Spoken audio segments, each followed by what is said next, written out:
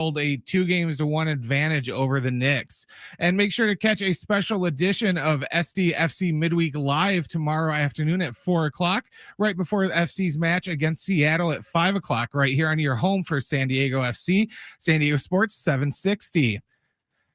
Rebate funds are running out fast. Don't get left behind. At Anderson Plumbing, they're buying back your old water heater and giving you $500 in instant savings. Call Anderson PHA today. Nobody wows clients like they do.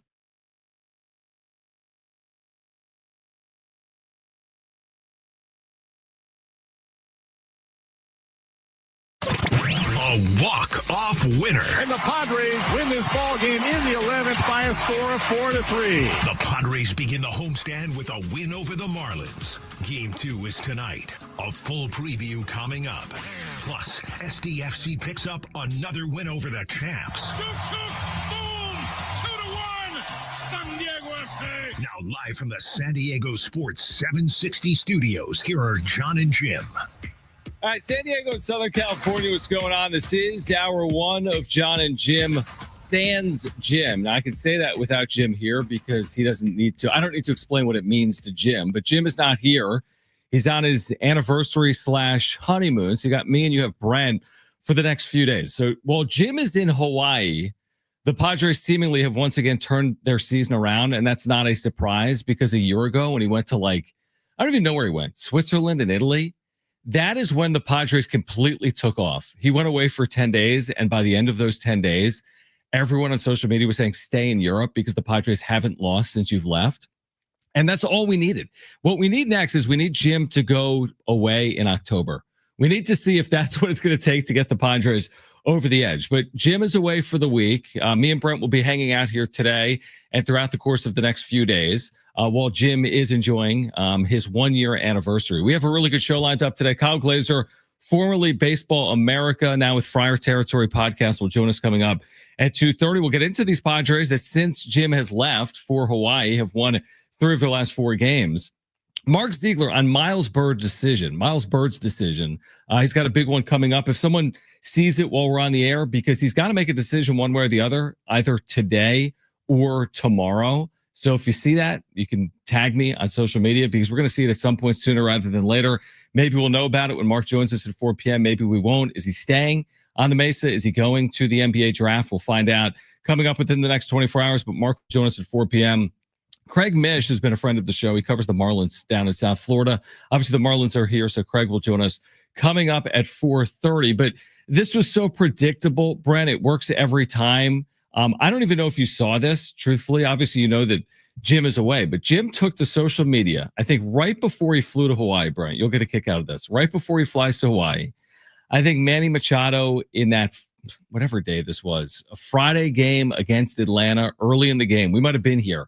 He sends out a tweet like he's going through it. Let me find out. Here it is. Manny is going through it. The word through in all caps right now.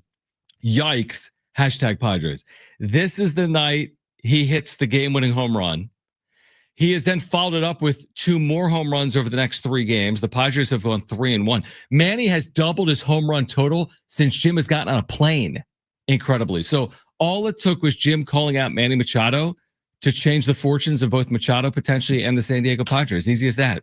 We called that. Yeah, 100%. We said that as soon as we knew he was leaving. They had that, when it got up to 6 games or 7 games, we're like, don't worry. As soon as Jim gets on that plane, they're going to win every single game. And, they'll probably pick up a left fielder too, and they'll make some sort of trade, and they'll do everything in the week Jim is gone. And that's exactly what has happened to the point of this. And I know it's a very small sample size, but I'm not kidding when I say that since Jim has left, Machado's hit 500 in 4 games. His on-base plus slugging percentage, he's hit those 3 home runs, is 1,803.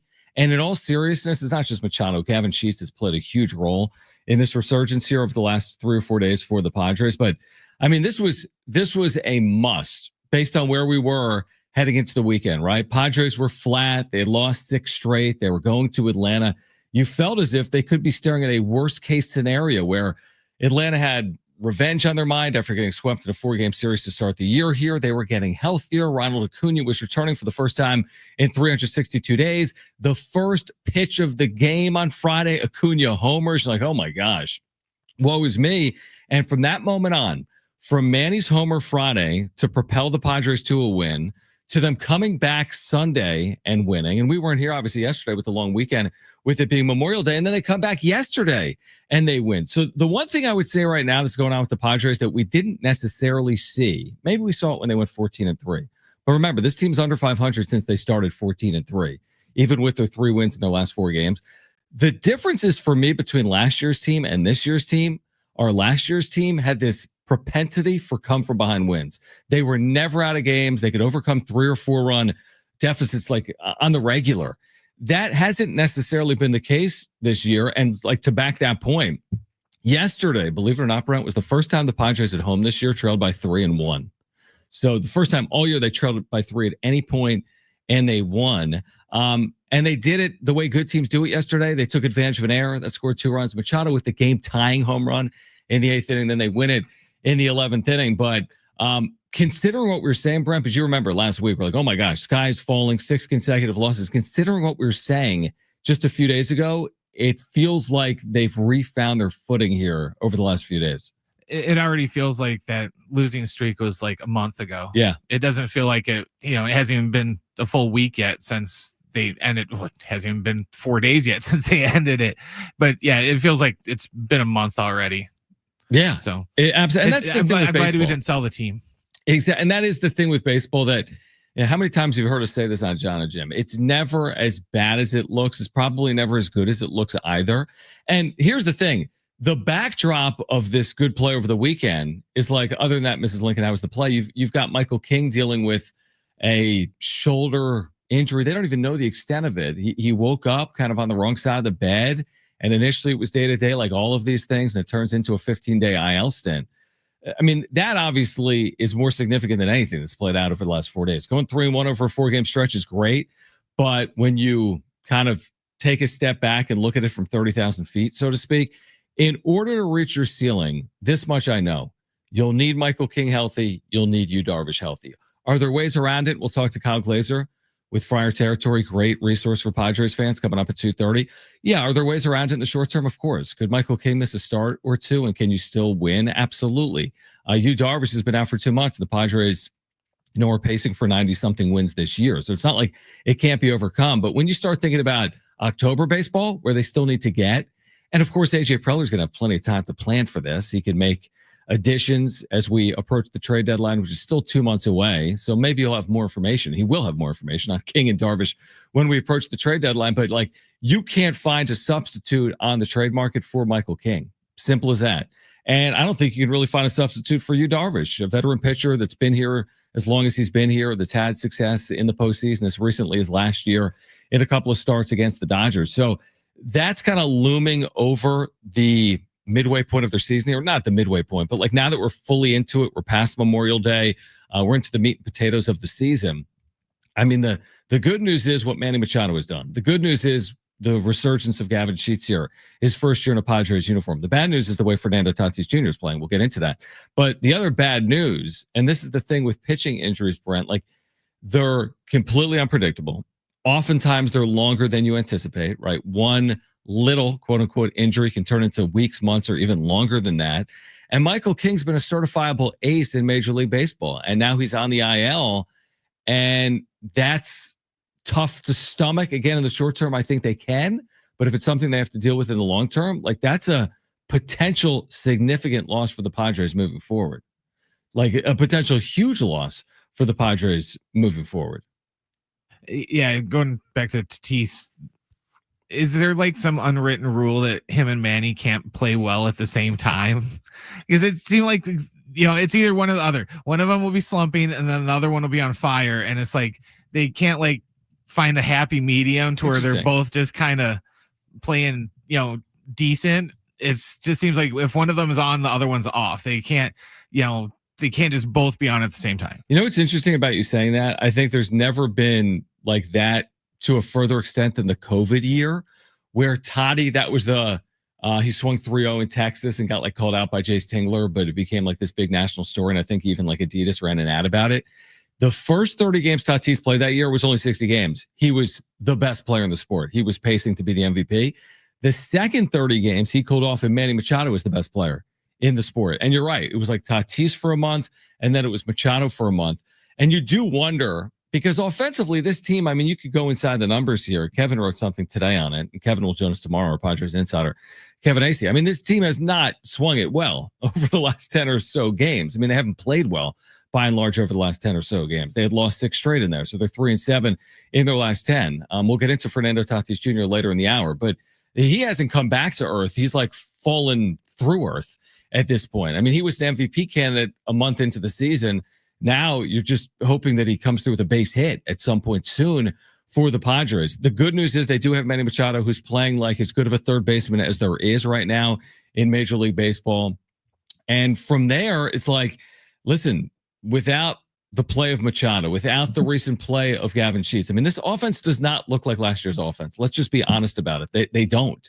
A year ago, they would run into seemingly those 4 and 5 run innings all the time. That's been much more challenging, it feels like, in 2025. Now, the formula is still the formula, and they're winning with it. Hold opponents to 3 runs or less, and you got a chance to win. I don't think you're going to win a ton of games 7-6. I do think you're going to win games 4-3. Look at last night as the perfect example. You go down 3-0. And I'm thinking to myself, watching this game on the couch last night, 3 runs, okay, but you're going to have to be near perfect from here on out. And you look up, and they were. Randy Vasquez was really good, didn't allow a hit after the second inning. The bullpen was unbelievable in 4 2/3 innings, allowed just 1 hit. So their strength is their strength, which is going to be starting pitching and bullpen. Again, starting pitching a little bit up in the air with what's going on right now with Michael King and Yu Darvish. Then offensively, you're not asking for them to even be the 2024 San Diego Padres. You don't need a historically good offense with this pitching staff, but you do need to be fundamentally sound. You do need to hit with men in scoring position, which they're not doing. And you do need to capitalize on mistakes. And that's something they did do the last 2 days. In Atlanta, there was an error. I forget who committed it at third. Later in the inning, they scored 2 runs to tie it up. Yesterday, there was an error at third with 2 outs against Ryan Weathers. That led to a 2-run single later in the inning, or 2-run double later in the inning from Jose Iglesias. So they have the makings of, again, some of the things that at the end of the year you look up and say, wow, this is a really good team. I think they have the makings of some of that right now. They've taken advantage of miscues. The starting pitching by and large has been good. The bullpen, more than by and large, has almost been historically good. They had like a 2-week blip in there. But again, I don't know about the offense as of yet. I think they still need to show us more. We need to see Tatis play like Tatis. We need to see Merrill play like Merrill. Arise has cooled off here. Thank goodness for Manny Machado and Gavin Sheets over the last handful of days. All right, we'll get into Tatis further on the other side. What's it going to take to turn the season around for Fernando? In addition, Kyle Glazer, Friar Territory, who is a terrific baseball resource, both major and minor leagues, used to be with Baseball America. He's going to join us at 2:30. We have a terrific giveaway today as well. 4-pack of tickets to the San Diego County Fair at the Del Mar Fairgrounds. We'll give those away coming up in the 4 o'clock hour. And we also have Brad Paisley tickets to give away. So we'll do that today as well. So just getting started, Jon and Jim without Jim, who's on his 1-year anniversary in Hawaii this week. We'll get into the struggles of Fernando Tatis Jr. How can he get out of it? Coming up next, this is Jon and Jim, San Diego Sports 760, and live on the iHeartRadio app.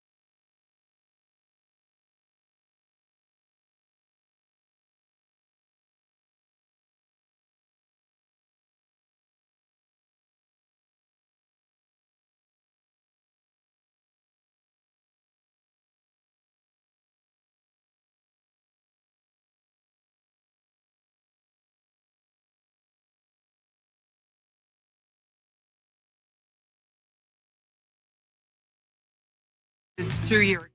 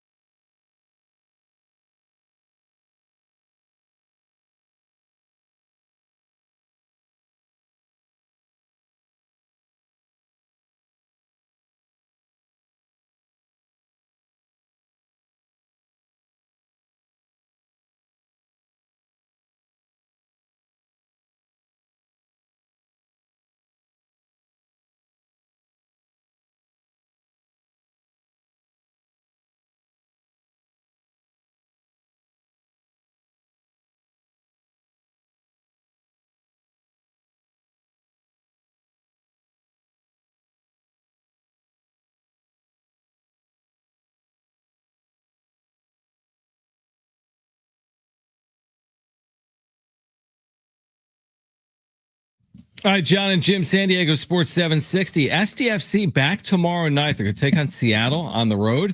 You can hear the match live tomorrow starting at 5. SDFC Midweek Live will actually air at 4 right here on San Diego Sports 760, your home for SDFC. Darren Smith will join us actually in studio, I believe, in the 3 o'clock hour at some point before the start of SDFC Midweek Live. Looking forward to that. We'll get into what played out this past weekend at Snapdragon Stadium.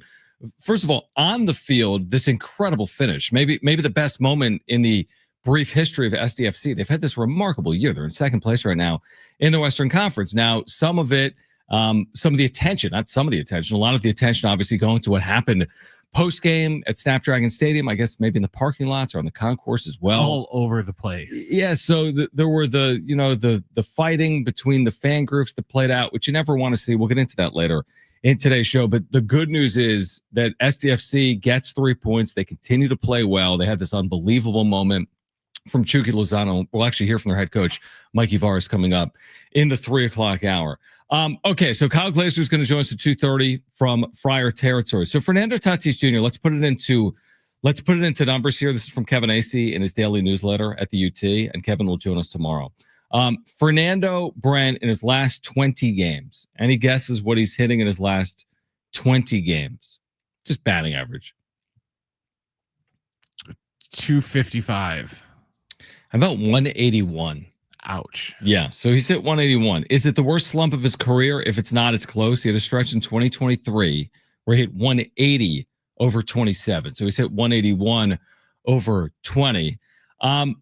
What is the reason for it is completely debatable, obviously, right? Is it his approach? Is it his stance? Is he tweaking too much? Like, is he changing his approach too often? Is it mental? Has something been figured out, so to speak, about Fernando, and he hasn't yet adapted to it? I mean, we've seen him at his best as recently as like a month ago. I mean, this guy got out of the gates like a rocket and was playing like one of the best players in the sport for a month, but he's come completely back to earth, like we said earlier, over the last 20 games. Pretty much he came back to earth when he got hit. Because how long ago was that when he got hit? Remember, and he had that huge welt on his arm, and he was all worried that he was going to be out for a long period of time, and then the swelling went down, and he missed like one game, and that was it. That's interesting that you say that. When did that happen? Because it has to be about 10, 20 games ago. May 3rd. Yeah. So he was hit May 3rd. May have been May 2nd or May 3rd against Pittsburgh. That's kind of interesting how that's lined up. I mean, that was 24, 25 days ago, which is probably something like 20, 21 games ago. Yeah, I mean, is it something that's physical and we're not aware of? Is it more than that? I think there's a lot of attention right now to why. And if you go to social media, people are like, Fernando doesn't look like Fernando. He's not carrying himself the same way, right? Like you're seeing all this like, hey, it's one thing not to play well, but also he's not looking like that player with the energy and the flair and the excitement that we've seen previously. But then again, isn't it hard to be that player? Isn't it hard to be that player when you're struggling so mightily? How are you supposed to be the boisterous, fun, energetic, lovable? Like a lot of your game is taken away from you when you're not on base. So when you're hitting 180 over 20 games, like how does it not become a mental hurdle, so to speak, for Fernando? He should be used to it by now, though. Every year he's got something. Something he needs to overcome. Whether it was the just coming back from the suspension, moving to the outfield from being a shortstop. He should be used to it by now. He's been overcoming something pretty much every year of his career since he's been here. Yeah, I mean, some of May, and again, I understand when a player is struggling that like you're not going to look the same as when you're really playing well. Like I completely understand that. And with Fernando, to your point, I mean, there's been so much adversity in his career. I mean, this is his 7th year. Now he missed one of them because of suspension and injury, and he's missed portions of other seasons as well because of injury, obviously. So he's dealt with a lot of adversity, and you're right, there have been ups and downs in there. I would think by year 7, he's no longer a young player. Like sometimes I think of Fernando Tatis Jr. as this young player oh, he's still learning on the job. You take the good with the bad. And some of that is, of course, true with all players. I mean, we're all human beings. And by the way, to expect them to be at their best for 162 games is an impossibility, right? Manny Machado had like an 0 for 15 in there, and he's followed up with this unbelievable play, but he had an 0 for 15 in there. I guess some of it is what I'm trying to say is there doesn't always have to be a real legitimate reason. I'm going to trust in Fernando Tatis Jr.'s abilities to get himself out of it. I don't know what it's going to take. Do they need to give him an off day? Most people would argue don't, right? The team needs you in the lineup. Do you move him down in the lineup? Most would probably argue don't. Maybe that gets more in his head, or you just say hit your way out of it. But the issue with saying hit your way out of it is it's been a long time that he hasn't necessarily hit himself out of it. Yeah, that's the weird thing too with baseball is like, if this is basketball, it's just like, oh, okay, just look at his percentage. But baseball, it's like, well, what kind of outs is he getting? Are they hard hit balls? They're just, atom balls and stuff like that, to where he's just on a string of bad luck, essentially, to where, he's making good contact and he's having good at bats and everything. It's just none of the balls are dropping unless they're, going 500 feet out of the ballpark. I mean, I think that in watching as much as we all do, it's not just bad luck over these 20 games. Like he's not performing, and it's not because of like happenstance and good or bad fortune. Well, he's not. You remember Kevin had that article earlier in the year, kind of comparing about his mentality compared to when he was younger, about how he would strike out on 3 pitches sometimes, and now he'll sit there and work the count a little more, and he's more patient, he's matured at the plate. Where's that player?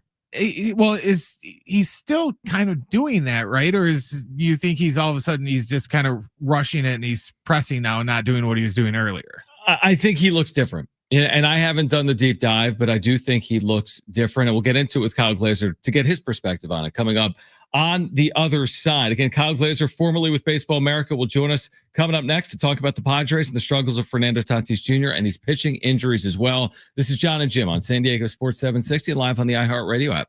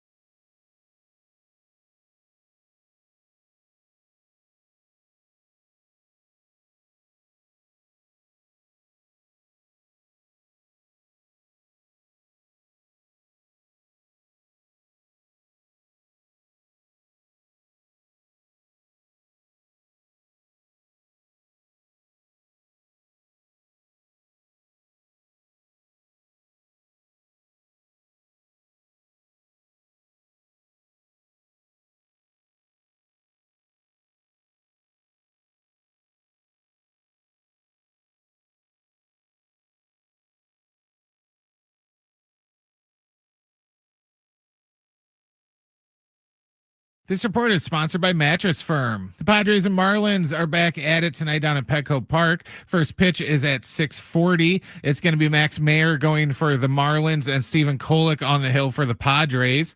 Game 4 of the Eastern Conference Finals is tonight at 5 o'clock. The Pacers currently hold a 2-1 advantage over New York. And make sure to catch a special edition of SDFC Midweek Live tomorrow afternoon at 4 o'clock, right before the FC's match against Seattle at 5 o'clock, right here on your home for SDFC San Diego Sports 760. Don't postpone better sleep. Shop Mattress Firm's Memorial Day sale now. Upgrade to a premium bed from a curated selection and take your rest to the next level. Don't miss out. Visit Mattress Firm today. Get matched, sleep at night. All right, Jon and Jim, San Diego Sports 760, a chance to win a 4-pack of tickets to the San Diego County Fair coming up, and always great right now to connect with Kyle Glazer, Friar Territory Podcast. I always say a terrific resource for Padres fans in both the major and minor leagues. And Kyle back with us right now, Jon and Jim. San Diego Sports 760. Kyle, always appreciate the time. Hope you had a good Memorial Day weekend, and wanted to ask you just about the Padres starting pitching depth. Do they have enough in the short term to overcome this current injury to Michael King? Obviously, they've been dealing with Yu Darvish, but at least in the short term, can this all be overcome? They certainly have enough to survive. Look, Kyle Hart and Matt Waldron are not going to reproduce what the Padres would get from Michael King and Yu Darvish, replacing them in the rotation, but they can give the Padres 5 quality innings, 3 runs allowed, back of the rotation, and give the team a chance to win. And right now, that's going to be good enough for the Padres. Again, we need to see how long Michael King and Yu Darvish are out. There's no return date for Darvish in particular. It's a little bit concerning. At the same time, you want these guys to be healthy for the stretch run. If that means giving them a little bit of extra downtime now when it's still early in the season, it's the right move. And ultimately, you trust Hart and then Waldron when he comes back to at least be serviceable enough to keep the Padres in games. Again, they're not going to reproduce what you would get from King and Darvish, but they can keep the Padres in games, and that's going to be enough for the short term. Yeah, I think it's good perspective for Padres fans here as we get ready to enter June and what's going to be a pretty challenging stretch in terms of schedule coming up for the Padres. Kyle Glazer, Friar Territory, with us right now on Jon and Jim. Kyle, as you watch these games play out, specifically with Fernando Tatis Jr., who's hit 181 over his last 20 games, what are you seeing with Tatis that has put him in this spot where he seems to be in this month-long funk? Yeah, he's fallen back into the old habit of chasing breaking stuff out of the zone. We saw early in the season he wasn't doing that as much. He's kind of reverted back to that, and that's always been sort of the thing with him. He would chase breaking stuff out of the zone. Dating back to his minor league days, that was the one knock on his scouting report a little bit. And ultimately, every hitter is going to go through stretches where they get into a bad habit or something's off mechanically or something just isn't clicking. Ultimately, you trust him to figure it out. Again, when he does connect on breaking balls, he's killing them. 8 of his 12 home runs this year have come against breaking stuff. There's just been a lot of swings and misses. Breaking balls are also the pitches he has the most strikeouts against. So just kind of making that correction in there. And I think we'll see him make it over the course of the season. He just needs to dial it back a little bit and stop chasing like he showed us early in the year. He's capable of it. He just needs to kind of rein it in. Yeah, no doubt. I mean, that first month of the season, he was playing as well as basically anyone in the sport. And again, he's come back to earth here over the last 20 games or so. Now some of this has been remarkably consistent. You've been watching this. I mean, Manny Machado, yeah, he didn't necessarily have the power that we were seeking earlier, but it's come here over the last 3 or 4 games. What's been most impressive to you when you look at the totality of what Machado has done about a third of the way through the year? Yeah, what really stood out is he's doing a good job of giving what the pitcher takes him. A lot of people were focused on the 3 home runs he had, but they weren't talking about the fact he was hitting 340. I mean, he was doing a great job of not trying to do too much.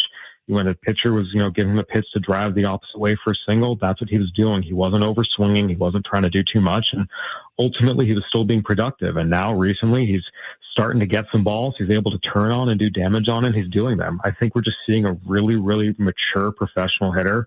We have to remember, he's been around forever, but he's still in his early 30s. It's not like he's, 36, 37, this wizened old veteran.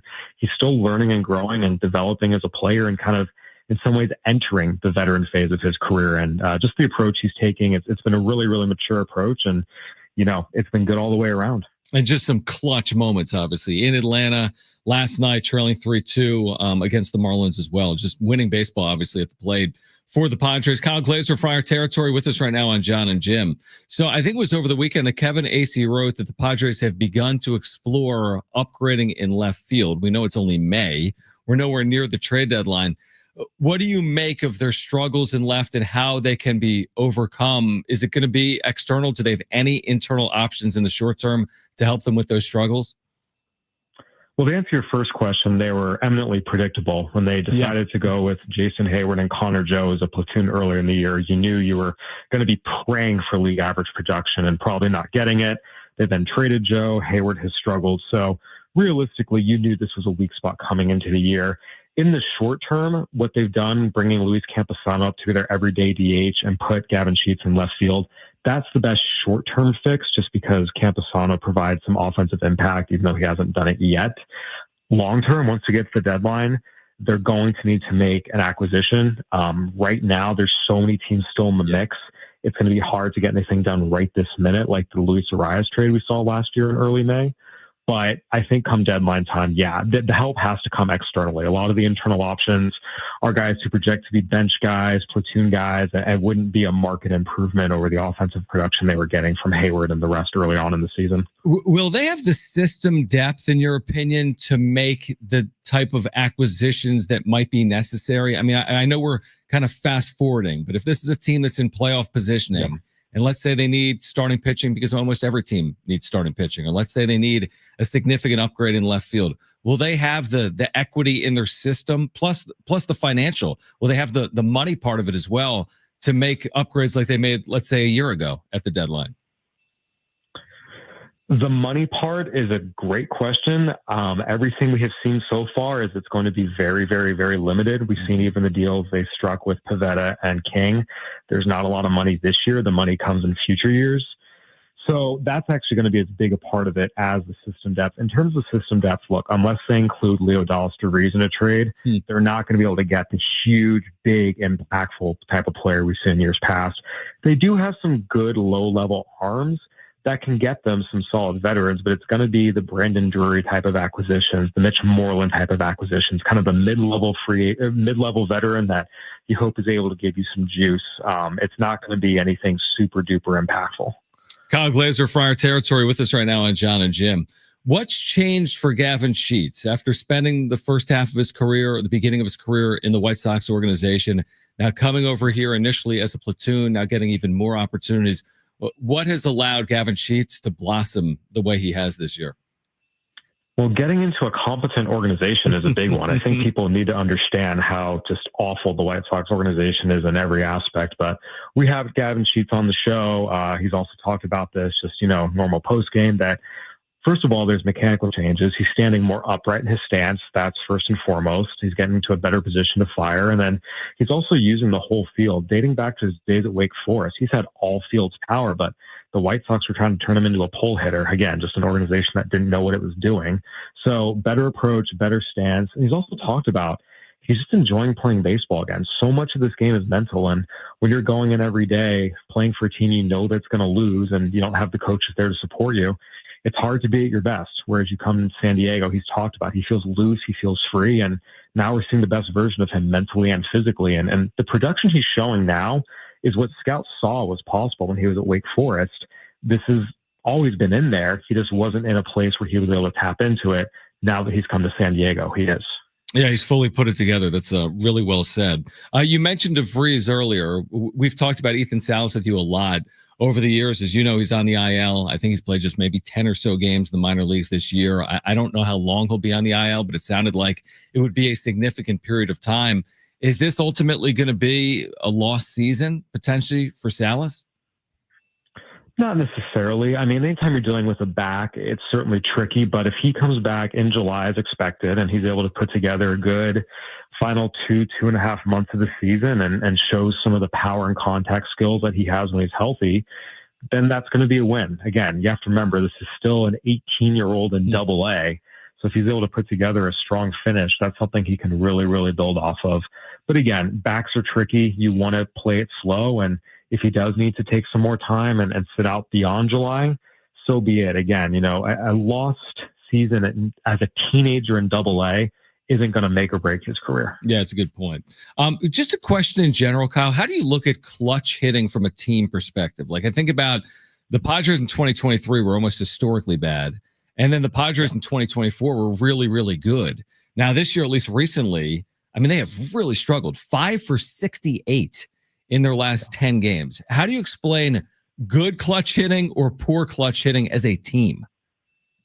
It's all about approach. Guys going up and trying to play hero ball and hit the big home run, you're going to fail. We saw that with the 2023 team a lot. There's a lot of guys coming up, taking giant hacks, trying to, hit the 5-run homer. Just you can't go up and try and do that. Whereas the 2024 team, we saw a lot more controlled at bats, just keep the line moving, keep the rally going, singles, doubles, and if you did get a pitch to drive, they didn't miss it. This year, we've seen a little bit of both. Early on, we saw some really good approaches late in games, and then as the team started struggling, you could see guys starting to press in big moments. The swings were getting a little bit longer, the chases were starting to come more frequently, and it's just about reining it in. You're going to have ups and downs throughout the season, but it's all approach-based with the Padres, and truthfully, any team where Victor Rodriguez is the hitting coach, you feel pretty good that the approach will get where it needs to be. Final question for you, Kyle. We appreciate you taking time for us here today.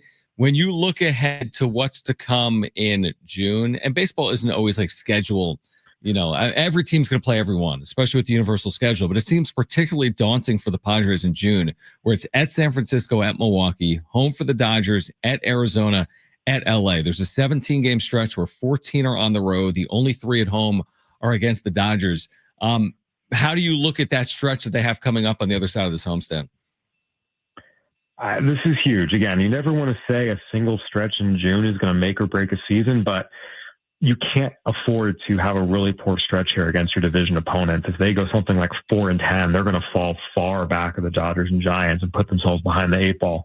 This is a really, really, really pivotal stretch for the Padres where at the very least you want to see them come out of it, at minimum 500, just because this is the first time all year they're facing the Dodgers, and they get in 6 times, 4 at the Giants, even the 3 in Arizona. None of these games are going to be easy. We're going to find out what the Padres are made of and how they're able to perform against the best. You can say they're not fully healthy, but neither are the Dodgers. The Diamondbacks aren't getting production from some of their key guys, and neither are the Giants. So every team is missing some guys or not getting key performance from some guys, and it's about how you overcome that. And so we're going to find out what the Padres are made of, and I think this will be their most pivotal stretch of the season to date. Padres and Marlins tonight down at Petco coming up at 6:40. And Kyle, always appreciate you taking time for us. And again, for our listeners, make sure to check out the Friar Territory podcast with Kyle Glaser. Thank you, Kyle. We'll do it again soon. My pleasure. Anytime. All right. Great stuff. We'll react to that on the other side. Plus, coming up today, we're giving away tickets to the San Diego County Fair and tickets to see Brad Paisley in concert at Gallagher Square at Petco Park. This is Jon and Jim on San Diego Sports 760 and live on the iHeartRadio app.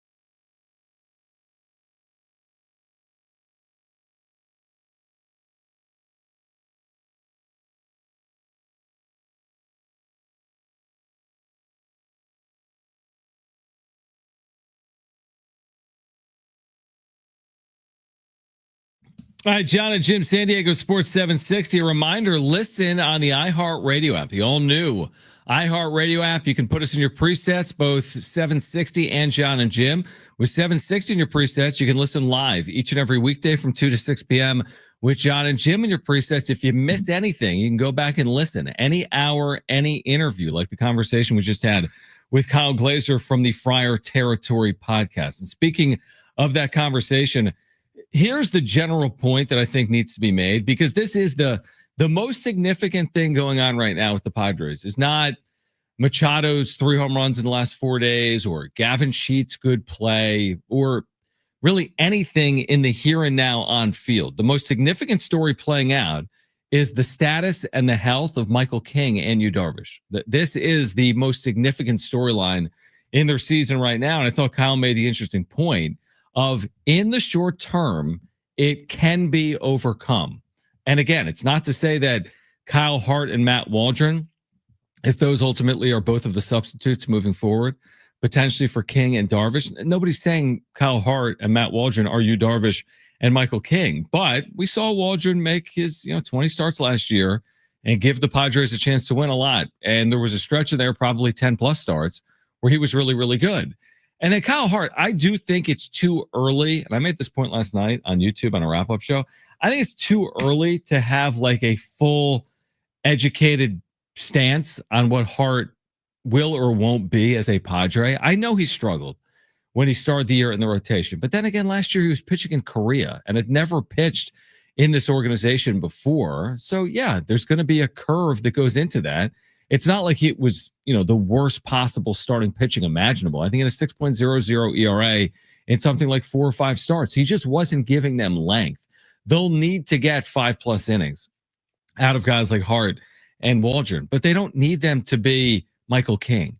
With the bullpen they've amassed this year, and last night, no better indicator than last night, right? No better evidence than last night. You got 4 2/3 scoreless innings from like 5 or 6 relievers last night.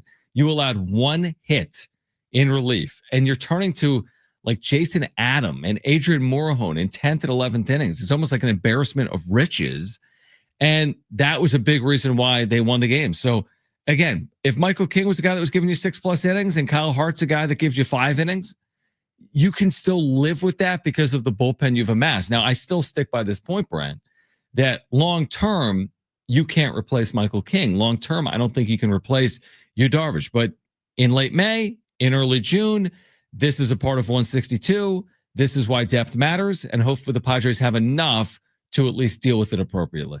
I think we've seen the last couple of seasons that long-term, they can't go without anybody in the rotation. They just don't have the depth for it. We're not like the Yankees or somebody like that where we got like a 7th rotation guy just sitting in the bullpen, ready for spot starts whenever we need it. We don't really have that. So yeah, it's like you said, short term, yeah, we can cope. We steal a couple games here and there where we shouldn't, and we'll be fine. But yeah, long term, it's, I hate to use the S word again. It's not sustainable. Yeah, you're right. It's not sustainable. And that's why their health is so darn important. And hopefully they'll be back pitching and looking like themselves at some point sooner rather than later. And I would say this just in general about the last 3 or 4 days, where to your point, it feels like the 6-game losing streak was a month ago. And I agree with that. It's amazing what winning does. And I saw a little bit of this on social media, and I think we had it a little bit on YouTube actually last night, where people are like, well, they won, but look how they won. They weren't overly impressive. And I'm like, well, it's baseball. What does that even mean? And to me, it's impressive to overcome 3-run deficits. It's impressive to win in walk-off fashion. It's impressive to get a game-tying home run for Manny Machado as late as they got it. And I would say the same thing about Atlanta. I guess my point is this. The 2 wins in Atlanta could have been losses. Right? They came back on Sunday from 3-1 down. They needed Machado and Gavin Sheets to homer on Friday. Yesterday could have been a loss. They trailed 3-0. So the alternative is a lot worse. Yes, they're 3-7 in their last 10. Yes, they had to find ways to win Friday, Sunday, and Monday. But isn't that the mark of a good team? Nobody talks about baseball like, hey, the Dodgers are really good because they beat everyone 10-0. I mean, that's not what they do. They also find ways to win. And that's That's the mark. Good teams win games like last night, and bad teams like the Marlins find ways to lose games like last night, and that's what happened. Yeah, it's not college football and Right. college basketball to where we get bonus points for running the score up and point differential. None of that matters. If that matters, that's because we're in some freakish 7-way tie to where we have to go down to tiebreakers, and that's going to count. But you kind of look at it compared to, what was it, like 2 years ago, 3 years ago, we'd fall behind 1-0 some nights and be like, well, we're cooked. Yeah. It's because you had no faith, that we 2023. could put 2 runs on the board on any given night, where, like yesterday, three runs. We still have time. We can do this. Well, that's what I was thinking last night. You make a great point. The 2023 team that we just talked about with Kyle Glazer, lacked all punch. When they had opportunities, they failed to convert. 2024 is the exact opposite. It felt like you open the door a little bit, they would take advantage. 2025 for me, I still don't really have a great feel. There have been some nights where I feel like they should. They put themselves in a position to win a close game, and then they don't come through with that big hit, obviously, as evidenced by them going 5 for 68 in their last 10 games with men in scoring position. But even with that stat, that ridiculous stat that they're 5 for their last 68 with men in scoring position, they've still found ways to win. Now, they haven't won all these games. Again, they're 3-7 in their last 10, but they've won 3 of their last 4. But, look at the game that they lost in Toronto, where Gavin Sheets hit 2 home runs. And they scored 6 or 7 runs in that game and they lost. And now here recently with the 3 wins, again, they haven't necessarily come through with men in scoring position, but they've still had a knack for big hits, like Manny Machado Friday, like the home run for Manny Machado, obviously yesterday as well. So I don't know. I'm still getting a feel for who this team ultimately will be. I think it's fair to say, and who disagrees with me? I mean, I'd love to hear from you. 877-767-4760. I think it's fair to say they're a good team. The question is how good. And also the question is, how do they deal with injuries, and do they have the depth as we go through 162 to deal with them? I think at the end of the day, this is a good team that has a chance to be a very good team. But, again, you have an injury to someone like Michael King, you have an injury to someone like Yu Darvish, and that could impact, your ceiling. Is that going to prevent you from potentially vying for the division? Or if you get into the postseason, making a real run in the postseason? Again, plenty of work to be done. We're not even at the 1/3 mark of the season. I think after the next 2 games, they'll be at the 1/3 mark of the season. But there are enough signs to lead you down a path that they are a good team. But the question is, how good are they here in 2025? All right, much more in the Padres obviously coming up. Also on today's show, really good show for you. Craig Mish covers the Marlins in South Florida. He will join us coming up at 4:30. We'll get more into the series. Mark Ziegler on the decision that Miles Byrd has to make within the next 24 hours. That deadline to stay in the draft or withdraw from the draft is tomorrow night at 8:59 p.m. Pacific. So Miles Byrd has just over 24 hours to make that decision. So Mark will join us coming up at 4 p.m. Also, we'll hear from the head coach at SDFC on everything that transpired on Saturday at Snapdragon Stadium, an SDFC win, but some of it marred by the altercations that broke out in the stands. We'll hear that coming up in the 3 o'clock hour. Great giveaways today. Hour 2 of Jon and Jim on San Diego Sports 760 and live on the iHeartRadio app is next.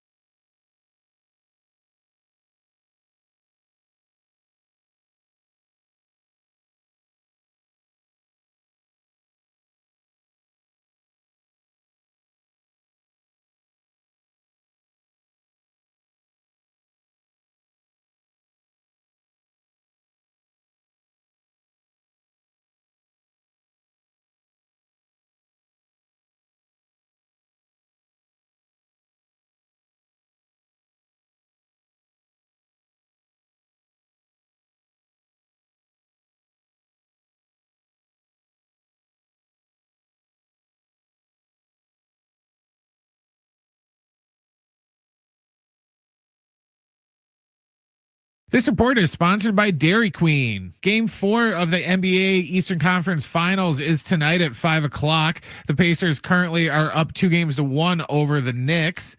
Tonight, the Padres are going for their third straight win against the Marlins down at Petco Park. First pitch is set for 6:40. It's going to be Max Mayer going for the Fish and Stephen Kolek on the hill for the Padres. And make sure to catch a special edition of San Diego FC Midweek Live tomorrow at 4 o'clock, right before the FC's match against Seattle at 5 o'clock, right here on your home for San Diego FC, San Diego Sports 760. Hurry into DQ for their sauce and tossed chicken strip baskets with flavor from the top, bottom, and everywhere in between. Try them today in Honey Barbecue or New Buffalo. Only at DQ. Happy tastes good. Only at participating Dairy Queen locations. A walk-off winner. And the Padres win this ball game in the 11th by a score of 4-3. The Padres begin the homestand with a win over the Marlins. Game 2 is tonight. A full preview coming up. Plus, SDFC picks up another win over the champs. Choo choo, boom, 2-1, San Diego FC. Now live from the San Diego Sports 760 studios, here are Jon and Jim. All right, San Diego and Southern California, what's going on? This is hour 2 of Jon and Jim. Jim is in Hawaii. Have you seen what Jim has done, Brent, in Hawaii by chance? Yeah, I saw. Oh, I can't hear you for some reason. It's like I am Jim. I didn't turn my mic Jim, on. Man. Turn your mic on. I saw he had like a reel up of his like helicopter tour thing that they took. That looked pretty cool.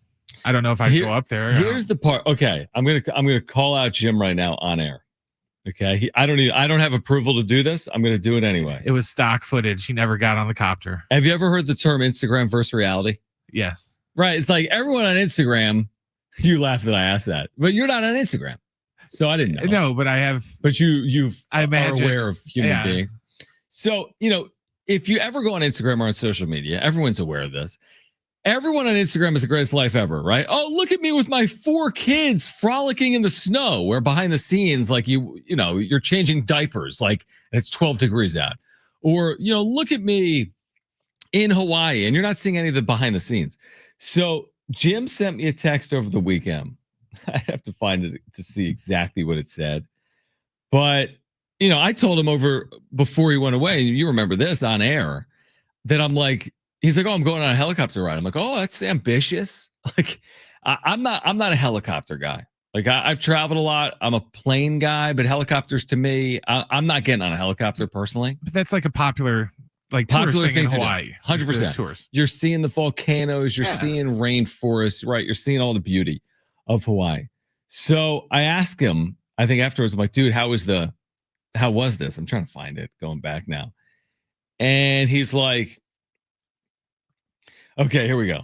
He got stung by a giant wasp and threw up on the helicopter. So he says, on the way back, I get in the helicopter and grab the headset, and there was a giant beeping wasp on it, and it bit me and stung my hand. Hurt like a beep beep. We take off. I immediately don't feel right. The pilot takes a hard turn. I then threw up in a throw-up bag. Sure is the wasp's fault. That is so Jim, by the way. But again, you watch this video on Instagram, you would have thought this is the moment of his life. This is a celebration unlike any other. This is the greatest anniversary trip of a lifetime. And he tells me then behind the scenes that he threw up on the helicopter. That is the classic definition of Instagram versus reality. I mean, that is so Jim. And then he went, and then he's like, "Oh, by the way, I ended up in the hospital." I'm like, "Of course you did." He's like, and I told Kristen, I think at that point, I told her the wasp story, and I'm like, and he's in a hospital, but Jim, he ends up in a hospital for everything. I say, what the hell kind of wasps they have over there? And he's like, "Just kidding, I didn't end up in a hospital. Everything else happened." I'm like, "Good joke." I mean, that's great. That was hilarious. So that's what Jim is doing. If you're wondering, he's in Hawaii. He's there for the week. He's celebrating his anniversary. Kind of a de facto honeymoon. They never technically went on their honeymoon. They went to Aaron's friend's wedding in Europe last year, but they never had a honeymoon just for themselves, I guess. So this is the 1-year anniversary of when they got married last May. So he's in Hawaii. And as what happened last year has happened again this year, He went to Europe last year. They go like 10-0. I'm talking about the Padres. I mean, they were fully humming last year in August, and that's when Jim was away. I mean, they were really going. And now this year, he actually gets on a plane when they've lost 6 straight. And then by the time he lands, he like unjinxes Manny Machado, and they've won 3 or 4 games. And then, of course, this is just who Jim is. He was even a day above schedule because remember he said, don't worry about Friday. He says they'll win on Saturday, and then they won on Friday and lost on Saturday. But true.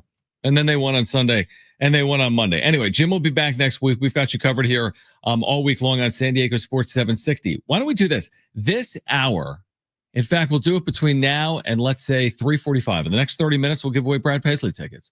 So we'll do that this hour. It's Brad Paisley, Walker Hayes, Avery Anna. June 7th. That's coming up, by the way. Gallagher Square at Petco Park. For tickets and information, visit Ticketmaster.com. So let's say in the next 30 or so minutes, we'll give away tickets to see Brad Paisley over at Gallagher Square, Petco Park. And then next hour, we'll give away a 4-pack of tickets to the San Diego County Fair at the Del Mar Fairgrounds. And then Mark Ziegler with more on Miles Bird's decision. If you're a San Diego State basketball fan, will he stay in the draft? Will he withdraw from the draft? What impact does that have on the Aztecs? It could be a significant one. Mark will join us at 4. Craig Mish, who covers the Marlins in South Florida, will join us coming up at 4:30.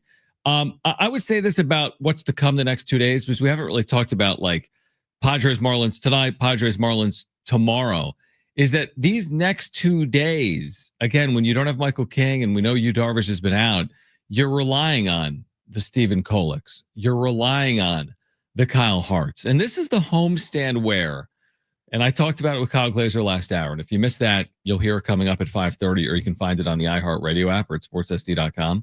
Talked about it last hour with Kyle, and we've talked about it with Jim. The 17-game stretch the Padres have coming up after this homestand is truly daunting for a regular season. And I don't care where it is in a regular season. You look at it, and it just appears to be challenging. It does not mean it cannot be overcome. It doesn't mean they will play poorly in that stretch. Maybe they'll play some of their better baseball during that stretch. But again, to recap it, 17 games, 3 at home. So 14 road games. And that includes a 4-game series in the Bay against the Giants and a 4-game series at Dodger Stadium against LA, as well as trips to Milwaukee and Arizona. The only 3 home games in there are against the Dodgers, which is no walk in the park, obviously. Now, if you recall, going back to last year, and it's no longer last year, Padres were really good against the Dodgers in the regular season. And they gave them a good series. Nobody's going to remember it like that in the postseason. Like, hey, it was a good series. No, I mean, it was historically bad the way it finished with the 24 consecutive scoreless innings. But I guess the point is the point, which is the Padres and Dodgers played some really good baseball against each other last year, to the point that the Dodgers were quoted as saying all offseason that our biggest threat to a World Series was not the World Series or the NLCS, but it was in fact the NLDS against the San Diego Padres. But you know that once we get into June, you're going to hear all about Padres Dodgers for a first time this year, and the way last year ended, and the way the Dodgers ended up winning their first true World Series since 1988. And the Padres, of course, bowing out with that 24 consecutive scoreless innings. But again, are you going to make or break your season in June? No, not necessarily. I mean, you could go 6-11 over those 17 games and still be all right, or you could go 11-6 over those 17 games and not necessarily win the division. So I don't think it's make or break, but I do think it's challenging. I think that's completely fair. Now, with that being said, I'm sure there'll be an easier spot in their schedule as they move forward. But there's 2 parts of what's going on right now. 1, you're dealing with injuries. 2, the off days have kind of run out. You're going to get one Thursday. And then you begin this stretch where you have Pittsburgh here at home. By the way, they're missing Paul Skeens again. A 4th consecutive series where they'll miss Paul Skeens since he's made his major league debut. Darnay's furious. Yeah, Darnay, call in if you're mad. 877-767-4760. But that Pittsburgh series is going to start. And then through that stretch that I just talked about, and then another homestand on the other side, there's one off day. So I think it's 22 games in 23 days or 23 games in 24 days. Whatever it is taxing, to the point that they would have gone with a 6-man rotation if they were healthy. If Michael King and Yu Darvish were here, they would have given their starters extra rest because there aren't additional off days kind of baked into the schedule, and they would have gone with the 6-man rotation. You can't go with the 6-man rotation right now because of the injuries that you're dealing with. So they're going to have to navigate it. And the way they're trying to navigate it is they're giving Nick Pivetta, for example, some extra time here. Wednesday was supposed to be Pivetta's spot, but they're moving him back to Friday because there's no game on Thursday. That's one of those last off days here to come. And they're going to pitch Kyle Hart. But again, it's one of those stretches where it's like you just look at it and you say, wow, how do you navigate this? And I trust in Mike Schild. I trust in this team. I trust in Preller. I trust that they'll be fine, so to speak. I don't think they go into a tailspin over those 17 games, but I'm also not overly optimistic that they get out of those 17 games playing their best baseball of the season either. So that's what's in front of them is the point. You know, that they've played well to this point by and large. Can they continue to do it? They're going to need to this week. They need the equity this week against the Marlins and the Pirates that gives them a little bit of, you know, room to work with, so to speak, in June. You know, we've been kind of talking about AJ making some sort of move to, you know, upgrade at left field. If these pitching injuries kind of start, you know, lingering a little longer than they think, do you think they might just kind of put left field on the back burner and maybe try and find another starter? Granted, with, you know, the pieces they have to deal, they're not going to go, you know, get a Max Scherzer or anybody like of that level, but they could get somebody that they could plug in and help with the rotation. Yes, pitching will take, I agree with that. I think pitching will take the priority spot, like the number one preset position, if this was the iHeartRadio app. Let's pretend like their needs are preset positions in the app. The number one preset for me today has to be starting pitching. And it may remain that even if they get healthy, Brent, before the deadline, because you can't predict what happens after. And you can't have too much of it. And we've seen the issues they've had over the years with starting pitching in postseasons or late in years. So that to me is preset number one in the app. Preset number two in the app is left field. From there, you could probably argue over preset number three. I'd probably add in my bullpen if I could, because you can't have too much pitching. I try to add some position player depth, whatever that would look like potentially. I don't think they have 100 needs. I think they're catching, well, it's going to be a liability on offense, has not been a liability defensively. And they've been working with this very good pitching staff. So I don't think they have 100 needs as we sit here today. There's still 2 months until the deadline, but it's hard to argue against them having a need for starting pitching. And that's got to be priority number one, because you're not winning series because you've upgraded in left field. I mean, maybe you could luck into that, but you're winning series because you've upgraded your staff and your rotation specifically. All right, coming up at 4 p.m., Mark Ziegler will join us on the other side. SDFC picks up this marquee win with a Chucky Lozano late goal, but some of it marred by the altercations that played out inside Snapdragon Stadium. We'll hear from their head coach. You'll hear that goal call from Chucky Lozano as well on the other side. Plus, we're giving away those tickets to see Brad Paisley. We'll give away those tickets later this hour. This is Jon and Jim, San Diego Sports 760, and live on the iHeartRadio app.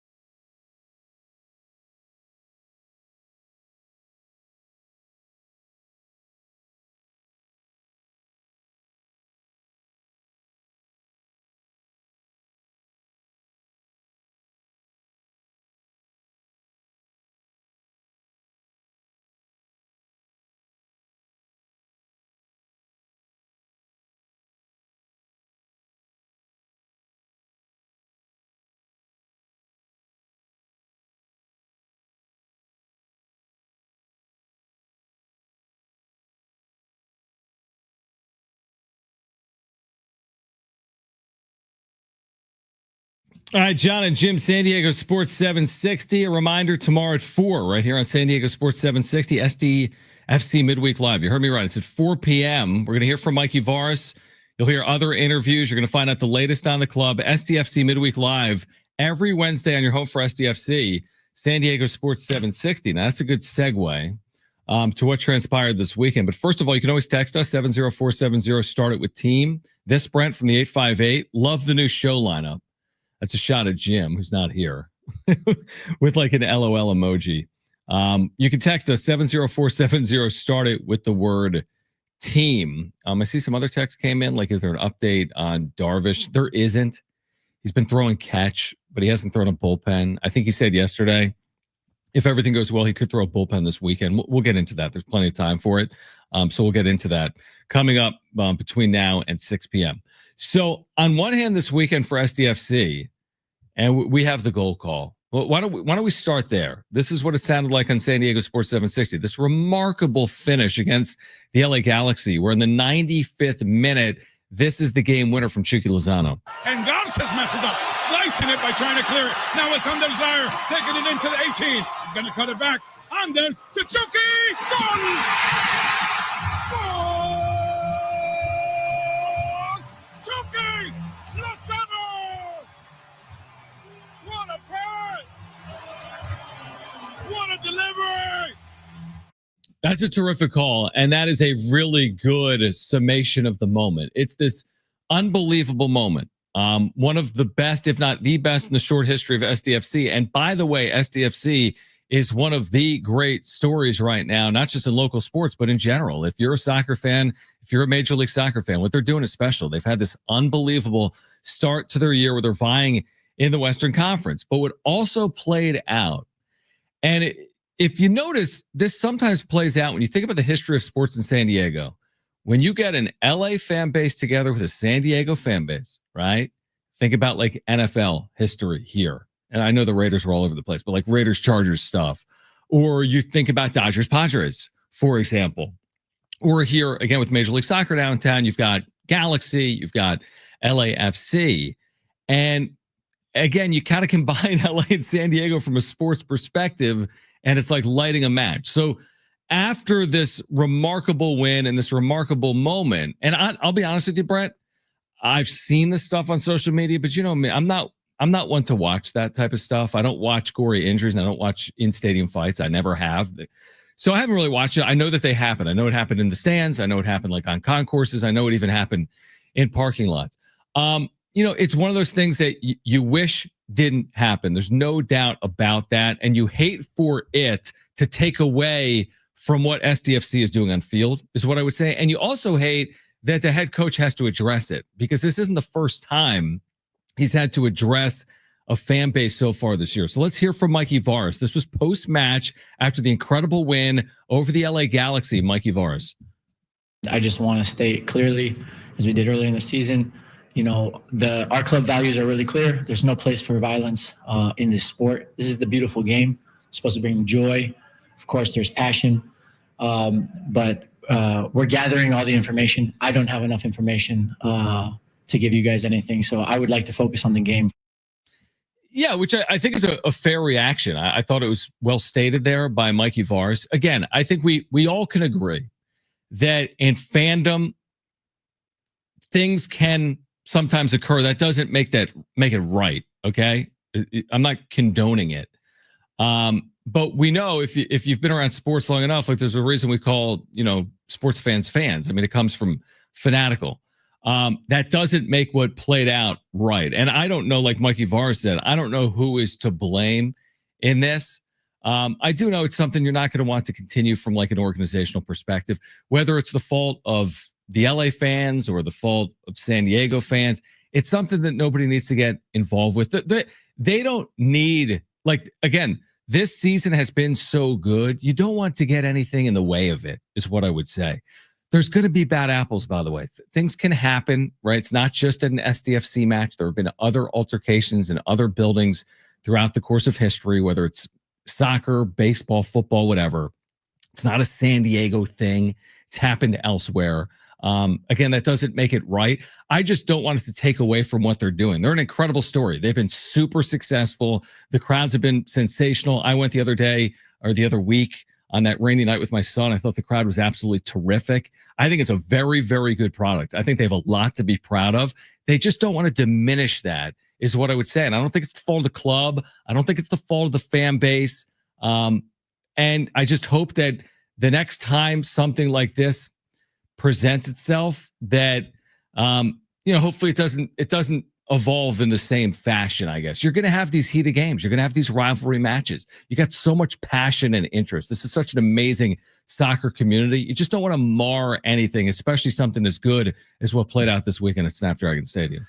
Yeah, and it, from what I heard, I work at Kogo in the mornings, and they kind of had a report on it. It's just sounded like it was one of those deals where it wasn't just a couple isolated incidents in the stands.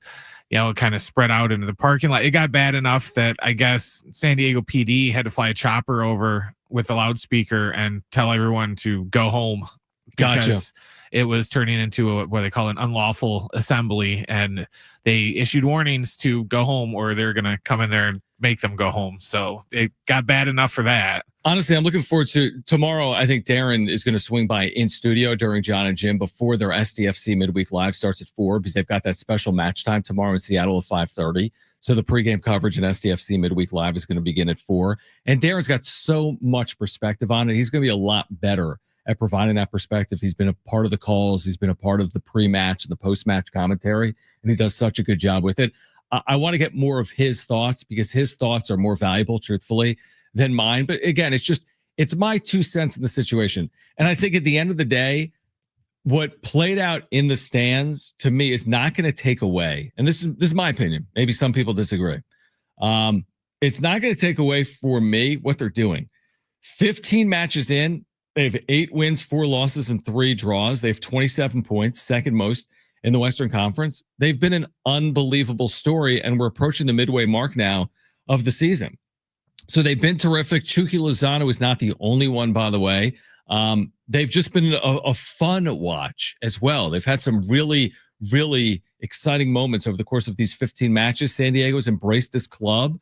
Hopefully that continues into the second half of the year. But based on what they've done to this point, they got a chance to have a really special year. And hopefully that continues moving forward, including tomorrow on the road in Seattle, a match you can hear right here on San Diego Sports 760 at 5:30 tomorrow. All right, on the other side, we're going to give away those Brad Paisley tickets. We'll do that coming up next. We have Brad Paisley tickets. That'll be June 7th. Gallagher Square, Petco Park tickets, and information at Ticketmaster.com.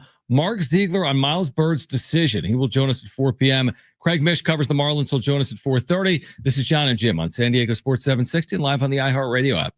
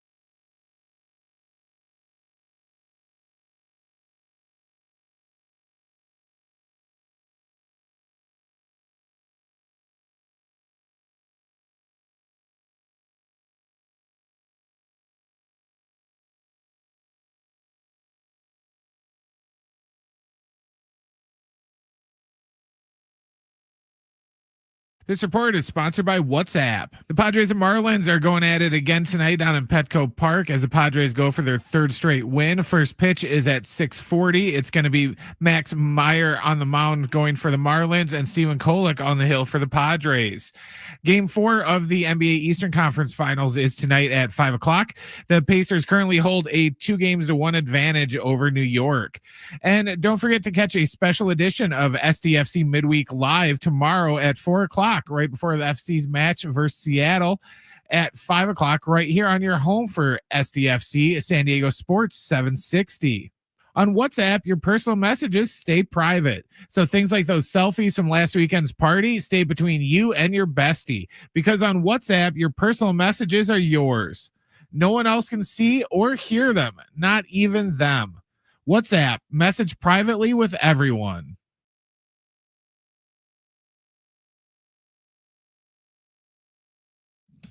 All right, Mark Ziegler coming up at 4 p.m. from the UT with more on Miles Bird's decision. Will he stay or go? The NBA draft deadline is tomorrow. San Diego State's standout guard has not yet made his decision publicly. He'll need to by 8:59 Pacific tomorrow night. So we'll get more insight from Mark coming up at 4 p.m. Also, Craig Mish will join us at 4:30, covers the Marlins, and he will join us at 4:30. He's been on the show a number of times over the years. Really good baseball voice, Craig Mish will join us at 4:30. Also, in the next 10 minutes, your chance to win a pair of tickets to see Brad Paisley with Walker Hayes, Avery Anna, June 7th at Gallagher Square, Petco Park. Tickets and info at Ticketmaster.com. The Padres lineup is out. We will hear from Mike Schilt at some point this afternoon as well. I haven't seen this pregame sound as of yet, but when we have it, we will bring it to you. Wow, look at that lineup. Wow, you're not kidding. When it comes to the Padres lineup, that was Schulte last week during the losing streak. We might have to turn that into like a segment every day. You're not kidding, dude. That is so good. Hold on real quick. All right. So here is the Padres lineup.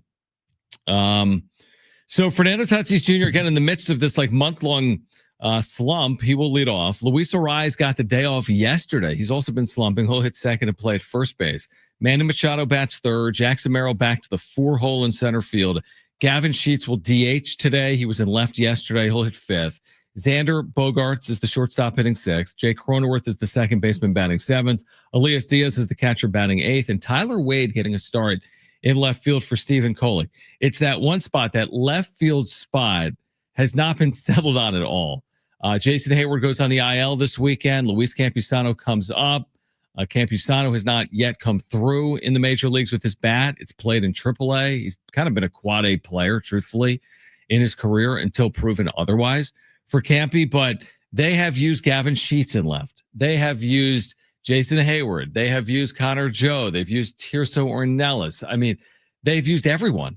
Tyler Wade, Brandon Lockridge. They've had so many different lineups in terms of who's out there in left field. And Kyle Glazer earlier today, and if you missed it, you'll hear it coming up at 5:30 again. But he's like, this was completely predictable. What they did in the offseason put them in this spot. Now the question is, how do you get out of it? What type of upgrade are you able to make? And he agreed that financially it might be tough to make a significant upgrade because they're not going to try to take on a lot of money when they do try to upgrade in left field potentially later in the year. So right now it's Tyler Wade. And again, I would say this. In the short term, it hasn't been everything. They're still 8 games over 500. They're still pacing for 90-plus wins, right? It hasn't been a reason why they haven't been winning. But it feels like they've been winning in spite of what's playing out in left field. And you hope that eventually they get productivity out of left field and it helps them win moving forward. It's almost like they're just like plugging and playing everybody just to see if anybody sticks. To where it's just like, oh no, just throw Sheets out there today and see, and just every day they'll throw somebody else out there and just hoping that maybe, one of these guys is just going to kind of just stick or just get on to some sort of prolonged streak for like, a week or two or something like that to make it even just get in our head about how, I think maybe we might have found our left fielder for the rest of the year. Yeah, I agree with that. It's almost like you would think over the course of a year, like it's almost an inevitability that the cliche would be like, you just take take it and run with it. Well, honestly, that's pretty much what happened with Profar last season. Was they weren't really expecting anything out of him. He was just gonna be there essentially, and then he just outplayed their expectations. Yeah, absolutely. But again, do they have enough? Like, is it too wishful to say that Tyler Wade is your guy? And let me answer it. Yes, it's too wishful. Is it too wishful to say you can play Gavin Sheets in left field every game? Yes, because he's not a left fielder. His bat is playing in the major leagues, but he's only played in left field like 10 times in his career, and that includes yesterday. So they have some upgrading to do, obviously, in left field. But you look at this lineup here today, and as we talked about with Kyle earlier, like Tatis is going to have to hit his way out of it. There's no other way to do it. He's too good of a hitter for this to continue for too much longer. There is an example of him struggling like this before in his career for this long of a time. It was in, I think, the summer of 2023. He hit 180 over 27 games. Right now he's hitting 181 over his last 20 games. But the Padres, again, trying to go for a series win tonight behind Stephen Kolek. We briefly mentioned this earlier as well, the fact that Pittsburgh will be here this weekend, and Pittsburgh's one true star who burst onto the scene last year, the former top overall pick in the draft. He won the Rookie of the Year over Jackson Merrill, controversially, right? At least here in San Diego. Paul Skeens, since debuting in the major leagues, has been active for all 4 Padres-Pirates series over the last 2 years. 2 series in Pittsburgh, 2 series now in San Diego, if you include this weekend. And somehow or another, the Padres have missed him all 4 times. Like, what are the odds of that when you have a 5-man rotation? You're squaring off for a 3-game series. That means you face 60% of a rotation each and every series, yet they've missed him each and every series. So, what my answer is going to be to this? I don't have any issue with it. And listen, Paul Skeens, of all players on the Pirates, Paul Skeens is the one player that gives you a chance heading in. He's always capable of being like an 8-inning 2-hit guy. Like, he gives you a chance to win every time out. He's got his sub-3 ERA. Would we like to see him pitch? Yeah, maybe against someone else is my point. I'd prefer to beat someone else than to see Paul Skeens and risk. I'm not saying the Padres can't hit him. Maybe they would. But I'd prefer to see someone else than risk him going out there, Brent, and going 7+ innings, allowing no runs on 2 hits. He's ducking us. Is that what it is, you think? He's not ducking the Diamondbacks. He doesn't want to face Jackson Merrill. That's probably, isn't that amazing? I mean, they're going to be 3rd-year professionals before the Rookie of the Year candidates face each other in the major leagues. And they're both in the same league. They're both in the National League. Obviously, to be a Rookie of the Year candidates, you're going to be in the same league. But it's not like it's interleague. I get it. Like, if Paul Skeens was on the Blue Jays and you saw him once a year, okay, it's more likely that you're going to miss him, and you could miss him back-to-back years. But 2 series each year for 2 years, 4 series, and you've actually missed him all 4 series, the odds of that are not incredibly high. Well, especially since he's not hurt. So it's not like, he threw some extra pitches in his last start. So, we're going to skip this start. So he's not going to make the trip. It's been none of that. He's fine. He's just not going to pitch against them. Yeah, absolutely. Like, he's missing them by a game. He's pitching Wednesday. They're off Thursday. And then they open that series in San Diego on Friday. So he's facing the Diamondbacks. Like, there's other teams over those 4 series. He's probably faced them all 4 times. I mean, I haven't done the research, but maybe he's faced Arizona 3 or 4 times, or maybe he's faced, the Philadelphia Phillies 3 or 4 times. But the Padres will miss Paul Skeens, and this is the week. And it's so easy to say this. It's another thing to execute on this. This is the week you're trying to put together back-to-back winning series, or even sweep one of these series and go 5-1, something like that. Again, the way they were playing, it didn't scream they're going to come home and go 5-1 on a homestand, and they still have a lot of work to do that. Even with the win yesterday, they'd have to go 4-1 over their next 5 to go 5-1 on this homestand. But like, this is the week when you've got Giants and Diamondbacks and Dodgers a couple of times coming up. You go 5-1 here, and I get it, I'm asking a good amount, then you don't have to play perfect baseball in June because you've given yourself some leeway. You go 3-3 here, and you're setting yourself up for some trouble potentially in the month of June. So hopefully they continue to play well. Stephen Kolek, by the way, has given this team a chance to win more often than not, and he will pitch here tonight. We'll see about Kyle Hart tomorrow. Nick Pivetta on Friday against Pittsburgh. Obviously, Pivetta has been one of the best stories on the Padres and one of the better stories among starting pitchers in baseball this year. So that's what's to come, and we'll get into it more, at least from a Marlins perspective, with Craig Mish coming up at 4:30. And again, if you missed friend of the show, Kyle Glazer, Friar Territory podcast, you'll hear that coming up at 5:30 as well. All right, I did promise this, so why don't we do it right now? We're going to give away a pair of tickets to see Brad Paisley right here at Gallagher Square at Petco Park, June 7th. If you are caller 7, you are going. This is Brad Paisley, Walker Hayes, Avery Anna, June 7th, Gallagher Square at Petco Park. Call right now if you want those tickets. The number to call is 877-767-4760. Again, the number to call, 877-767-4760. Call right now. Mark Ziegler from the UT will join us with more on the decision that Miles Byrd has coming up for San Diego State. He'll join us at 4. Craig Mish covers the Marlins. He will join us coming up at 4:30. We've got San Diego County Fair tickets to give away and much more. On the other side, is that good? The best and worst of the sports weekend. This is Jon and Jim on San Diego Sports 760 and live on the iHeartRadio app.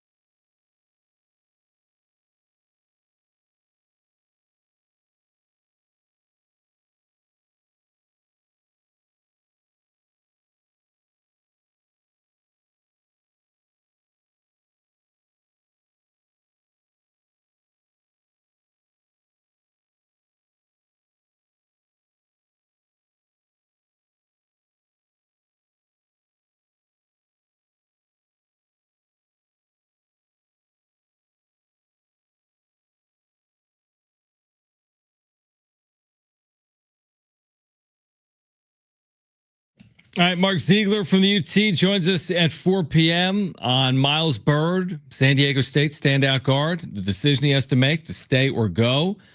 Stay in the draft or go back to San Diego State. He'll join us at 4 p.m. Plus, he's been writing about the newly formed Pac-12 with the clock ticking in a number of different areas. So Mark will join us with more on that.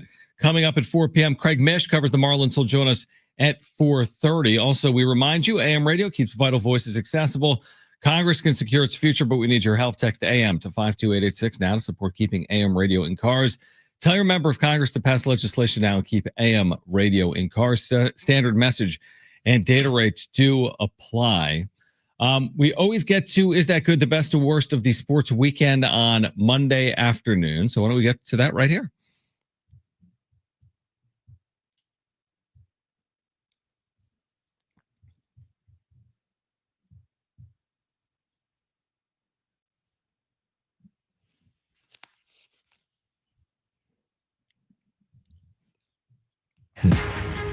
All right, so Jim isn't here, so I'll give you my good and my bad. Is that good or bad? Yeah, Jim isn't here. Is that good? It is good. Yeah, we can carry the show for a week. We carry the show for the other 51 weeks. Why can't we do it for another one? All right, here's my first, and I think most Padres fans are aware, but this is pretty amazing. Manny Machado in his first 48 games. Now, we talked to Kyle Glazer earlier. He was hitting. I mean, he was hitting like 330, but he wasn't hitting necessarily for power. 3 home runs in his first 48 games, a career low. But in his last 4, some big home runs, and 3 overall in his last 4 games. He's hit 504 games since Jim left with an 1,800 OPS. Is that good? This guy's been unbelievable. I don't know where he would fit right now in that MVP conversation. Shohei Ohtani's got 19 home runs. So you're going to have to hit a lot of home runs to be in the conversation. And I'm not overly concerned about it either. I just want Manny to keep doing what he's been doing. And if he's going to hit 300, and if he's going to drive in 95, and if he's going to hit 30-plus home runs, then he's going to give the Padres a chance to win a lot of games. And he has just been sensational. And he's been pretty darn good all year, but he's been even better in key moments over the last 4 games. The home run in Atlanta on Friday, the home run yesterday in the 8th inning in a 3-2 game with the Padres trailing. He's just been clutchier over the last 4 days. All right, my next one. Shai Gilgeous-Alexander. Now, he gets a bad rap, right? They had the foul merchant signs out yesterday in Minnesota. He finishes, though, with the career-high 40 points. Oklahoma City lost Game 3 by 42 points. They bounce back and win Game 4 in Minnesota. They're a win away from the NBA Finals. Is that good? I think he gets a bad rap with the whole fall, because that's what all the haters said about Giannis too. Was that he shoots too many free throws, and that if you breathe on him, that he's gonna you have to figure too that it kind of popped in my head yesterday watching the game. What position does he play? Point guard. Yeah, he plays point. The ball's in his hands a lot. Yeah, so clutch time. Who's gonna shoot all the clutch free throws? Yeah, he is. He is. Yeah. So I think that kind of throws it off sometimes when you see that he shot 15 20 free throws. It's like, well, how many of those, especially yesterday, it was like a NCAA tournament game yesterday with, hey, let's shoot free throws for the last minute of the game pretty much. Yeah, and it's not like, if it was so easy, why wouldn't everyone stumble into 15 free throw attempts a game? Or why wouldn't everyone lead the NBA in scoring with 32.7 points per game? Like, you got to give him credit. I'm not saying he's the best player in the league, even though he's an MVP. So you could argue that he is this year, but he's up there. And he made some plays down the stretch yesterday. He made some tough shots, had a miscue or two, but again, Oklahoma City survived. Big reason why was Shai Gilgeous-Alexander. My final one from this weekend is actually from much longer than this weekend. We've been talking about it today. Fernando Tatis Jr. has hit 181 over his last 20 games. It's actually a little better this month. It's 184, but the month is almost over. He's hit 184 in May. Is that good? No, it's not good. Are you kidding me? I've said a lot over the last month, too. I'm like, this will be the game. This is the matchup for Toddy, right? This is the moment where he's going to break out of it. And for whatever reason, it just hasn't happened. And, could I make a case for moving him in the lineup? Sure. They've got a very good leadoff hitter, potentially in Luis Ariz. But I feel like if you're creating additional problems by doing that, potentially. So I feel like if he's in his head, you put him more in his head. If you move him down in the lineup, I think if he's in his head, you pit him more in his head. If you sit him one day, I just think you're gonna have to get out of it yourself, and you're gonna need back-to-back multi-hit games sooner rather than later. If you're Fernando Tatis Jr. I don't know if moving him in the lineup is going to do any good. A month ago we were all raving about him in the leadoff spot and how just great it's worked out, and now he said a slump, and should move him to 6th or something. I don't know. I think he'll it's, if it's basketball, they'd say you guys shoot your way out of it. He's gonna have to somehow just hit his way out of it, and once he gets in a groove, it'll be just like the losing streak. It'll be like, oh really, he hit 160 something through a stretch. I forgot all about that. Yeah, I think you're right, Brent. I do, and I do think some of the, and I've flip-flopped on this, but I do think some of the body language stuff is probably overblown, because again, who has good body language? Use the NFL for example. If you're the Cleveland Browns, you go 2-15. Are there players and quarterbacks expected to have good body language? I mean, you're losing every single week. Dude, one of my favorite, and people are going to get mad, but one of my favorite quarterbacks being a Bears fan was Jay Cutler. Mm-hmm. Jay Cutler was notorious for having horrible body language. Right. And everyone would always pile on about how, he could throw 4 touchdowns in a game, but he's not smiling enough on the sidelines. It's just, no. Maybe Tatis lended some credence to that when a week or two ago we played, I think maybe the sound, or we commented on it. He's sad. He said like I'm a human being and we all go through some things. And he even referenced a conversation he had with AJ Preller, and he said he was good. And sometimes we do forget that you can't separate the player from the person. So we don't know what's going on. And it's not to excuse it. These players have to perform. And, we all have real lives. We all deal with things personally. We all have families. We all have bills. And he may have more bills than we have, but he's got more money to pay them. So nobody feels bad for making $340 million. And nobody really feels bad for him in general. But we do forget, and this is not to excuse it, but I know there's people listening to our voices right now, and they're thinking about, I got to go pick up dinner, or, I've got to make this additional stop before I go home, or, I had a bad day at work, or my son is sick, or like all these things that go into the day to day that I get it. When you go to work, nobody necessarily cares when you're at work and you got a job to do. And the same thing with Fernando Tatis Jr. In fact, it's magnified. You're on a stage, you're playing in front of 40,000 people in a ballpark. There's tens of thousands more watching each and every night. So nobody really wants to hear it. And I know what comes in immediately on the text line. Oh, boo hoo. He can go cry on his pillow that's filled with dollar bills or $100 bills. I get it.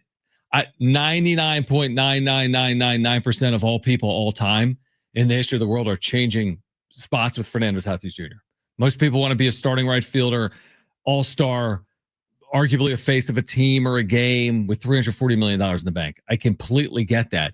It doesn't mean that everything he's asked to do is easy, or that everything that he's asked to do also is realistic, where people judge your body language and people judge and watch you when you're in the dugout. They say, your hands are crossed in the dugout? That's interesting. I wonder what that means. So sometimes I think we read too much into it, and I understand it from the outside looking in, how much of how hard it can be when you're struggling, because you're expected to perform. He expects himself to perform. And when you cannot come through and you're an athlete to the world-class level of Fernando Tatis Jr., you can only imagine how incredibly frustrating that is. And it must be so bizarre, but we understand it because it's baseball and it's a hard thing to do, hit a baseball. It must be so frustrating that for a month this year, you played like an MVP candidate. And for a month this year, you've played like below replacement level player. And truthfully, he's somewhere in there. We've seen him at his best. He's all-star caliber, MVP caliber. And he's a much better player than what we've seen over these last 20 games. To some extent, they've overcome it. They'll need him to be better moving forward, and hopefully that starts tonight. And if it's not tonight, we'll be talking about it again. No matter what happens tonight, we'll be talking about it tomorrow. Maybe he breaks out of it, homers and doubles. Maybe he doesn't, goes 0 for 4 with 2 strikeouts, and he works himself deeper into the slump. But no matter what happens tonight, I know we'll be talking about it tomorrow right here on Jon and Jim on San Diego Sports 760. All right, we're going to kick off hour 3 of Jon and Jim with a conversation with Mark Ziegler from the UT. He has written about the ticking clock related to the New World Pac-12. What comes next for the Pac-12? What comes next for Aztec standout guard Miles Bird, who has a decision to make? Is he coming back to the Mesa or leaving for the NBA draft? He's got just over 24 hours to make that decision. So Mark Ziegler from the UT, he will join us next. This is Jon and Jim, San Diego Sports 760 and live on the iHeartRadio app.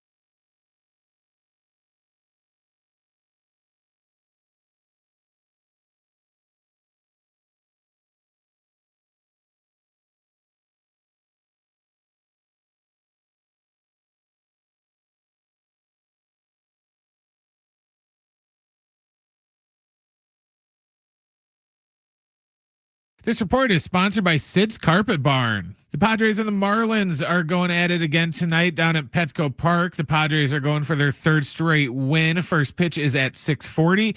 It's going to be Max Mayer going for the Fish and Stephen Kolek going for the Padres. Game 4 of the NBA's Eastern Conference Finals is tonight in Indiana. The Pacers currently hold a 2-1 advantage over the Knicks. Tip is slightly after 5 o'clock.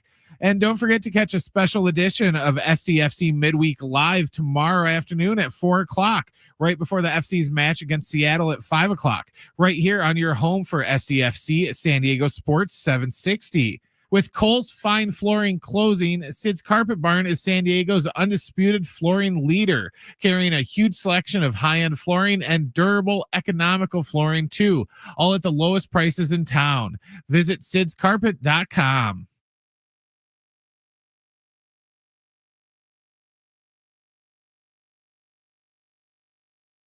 It's Jon and Jim to warm up that drive home.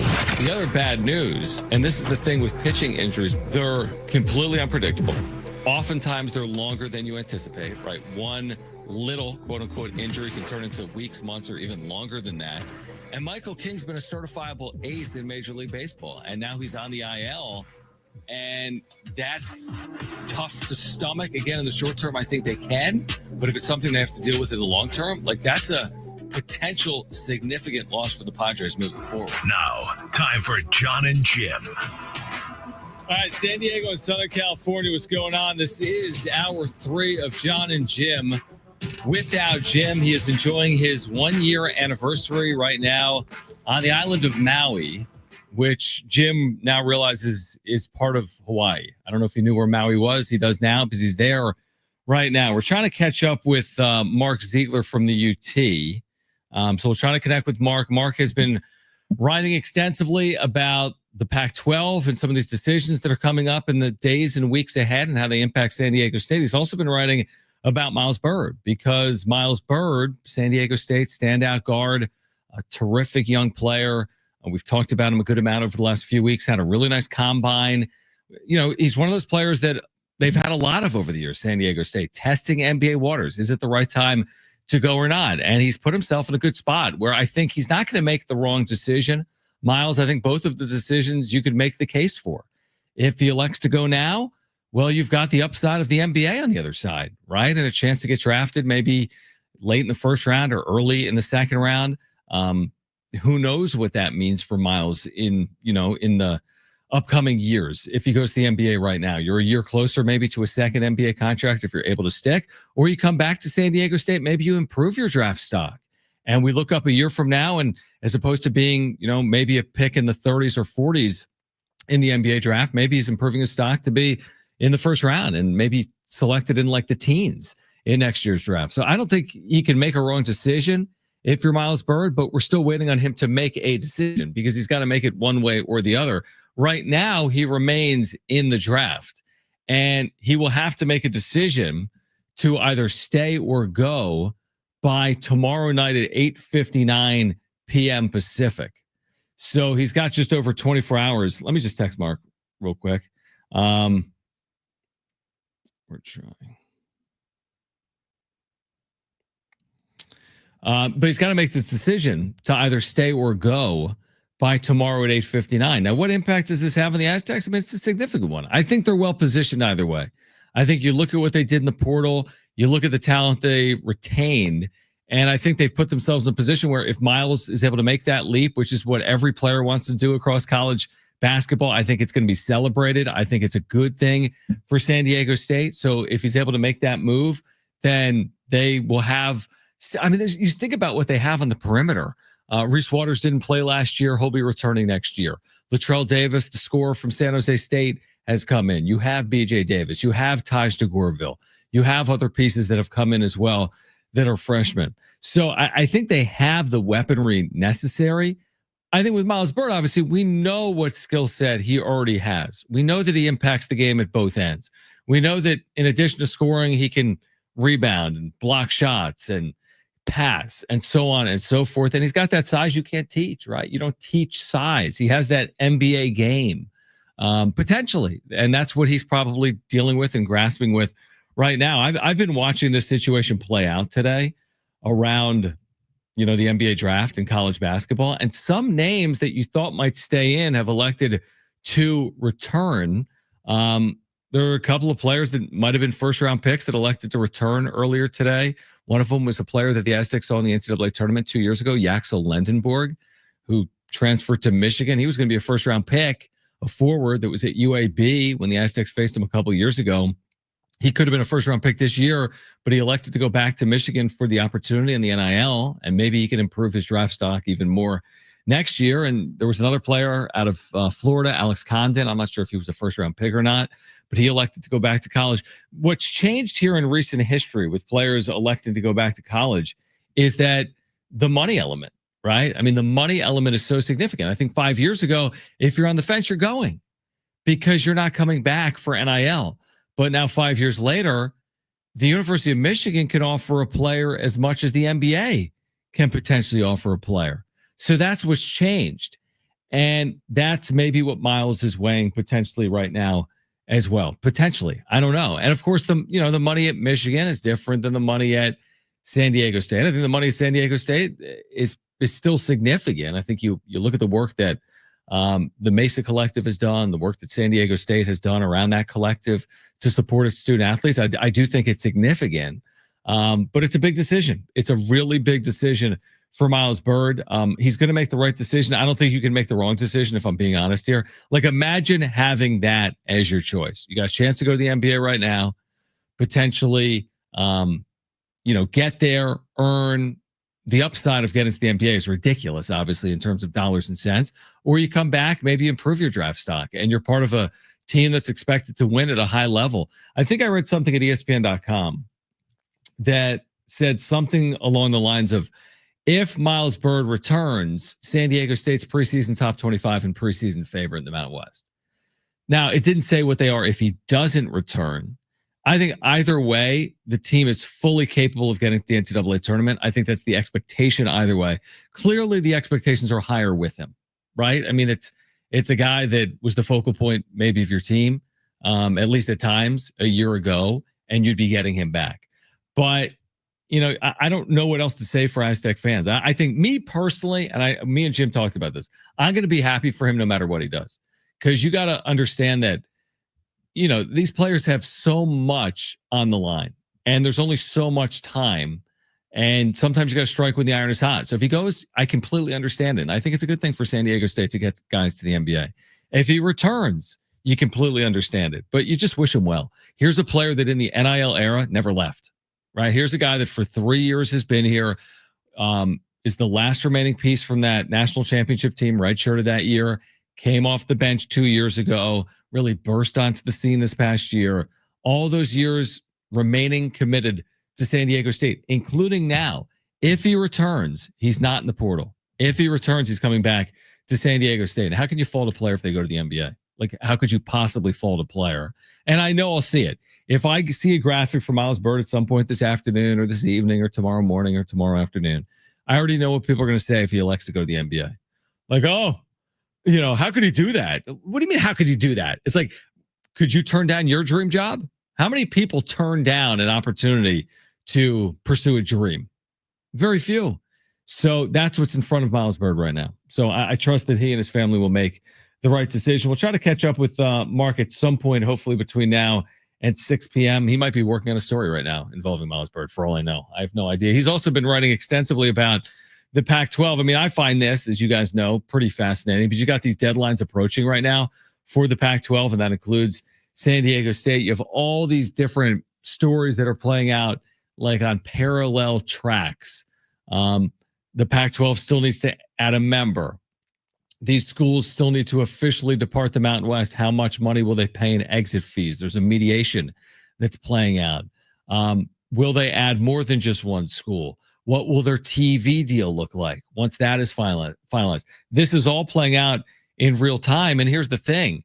We will finally get answers sooner rather than later. And I know we've said that before, but it's actually going to happen this time around, because when you're within a year of this new conference forming, you have to know the members of the league within a year, because the other schools that are being considered will have to notify their current league within a year. You can't leave within a year. It costs you more money. So within a year means you got to know by July 1st, because this new league starts July 1st, 2026. Well, guess what? July 1st, 2025 is coming. 5 weeks away. from July 1st of 2025. So we're going to get answers. I don't know if it's going to be this week.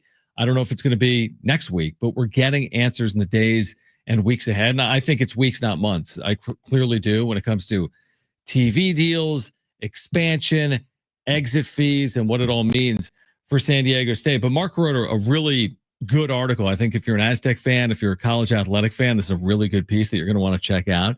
And then this under the backdrop of what's playing out nationally with like the infighting between conferences, like the SEC and Big Ten fighting for more automatic spots in an expanded playoff, and the Big 12 and ACC trying to fend that off. It's a bizarre time. It really is. It's this complete power struggle that's playing out even at the quote unquote power level, where like there's back and forth between one league and another as they fight for the future control of the college football playoff. Like, and it's all in plain sight for everyone to see. It's just been a really interesting time. Have you seen some of this, Brent, play out over the last day or two? Yes. Like the commissioner of the SEC yesterday, basically taking jabs at both the ACC and Big 12, saying, I don't need you to tell me what's good for the sport. My big thing with that is, look, ESPN, and they're in charge. Everyone knows that. That's not sugarcoated. They're going to find ways to get more Big Ten and SEC schools in there, regardless of if they have the automatics. Right. So why do we have to me, all these automatics are doing is taking away potential spots and giving them to schools that they're going to give them to anyways. It just seems unnecessary because, if it comes down to like, there's an at-large bid or whatever left, they don't call it that in college, but you know what I'm talking about. Yeah, basically, you're right. That's right. If it comes down to, Alabama and, Boise, then they're going to pick Alabama every single time. So does Alabama really need more automatic bids when they're going to get the benefit of the doubt anyways? That's my whole thing. It just feels like they're taking away opportunities to give them to a program that's most likely going to get it anyways. Yeah, it's just like, it's like you give an inch, they take a foot is the way I look at this. It's like you're going to expand the playoff to 16 teams, and you're going to guarantee 8 of those spots to the SEC and the Big Ten, where right now you have a basketball tournament that's 68 teams, and every single league in America gets at least one team in. There's no assurance right now the Big Ten or the SEC gets 2 basketball teams in. Yet we're going to give 4 of their football teams in a 16-team field. Yet we can't even guarantee more than one of their teams in basketball, and there's 68 teams. That to me is a power grab, and it is. It's completely unnecessary, and you almost risk toppling the whole thing down with this level of like greed, in my opinion. Just the truth is they've got more money than everyone else. Like you said, if you have a 16-team playoff, they're getting more teams in the field by and large than the other leagues. Let it just play out based on what is earned. Why not just earn it on field? Why does it have to be given? That's what I would say about that whole situation. All right, we'll try to catch up with Mark later in the show.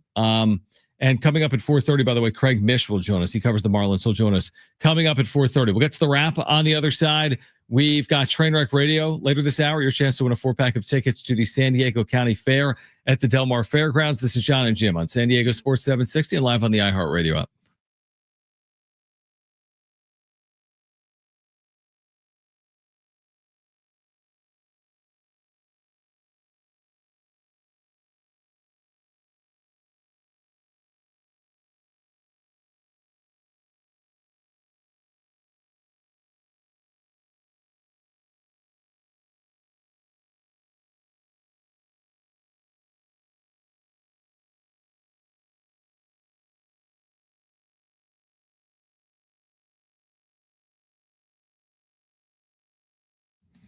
Hey guys, it's Jon and Jim again for the all-new Jamul Casino Resort, the Players Place. They've got the Players Party coming up Saturday, June 14th. Get ready to kick off summer in style. It's their annual event. Enjoy. Listen to this, $20 free play for all from 6 a.m. to midnight. Indulge in free food for everyone from 11 a.m. to 3 p.m. in the Jive Lounge. It's an event you're not going to want to miss. You can join them to start your summer off right. In addition, that weekend, they've got a Father's Day brunch going on at Prime Cut.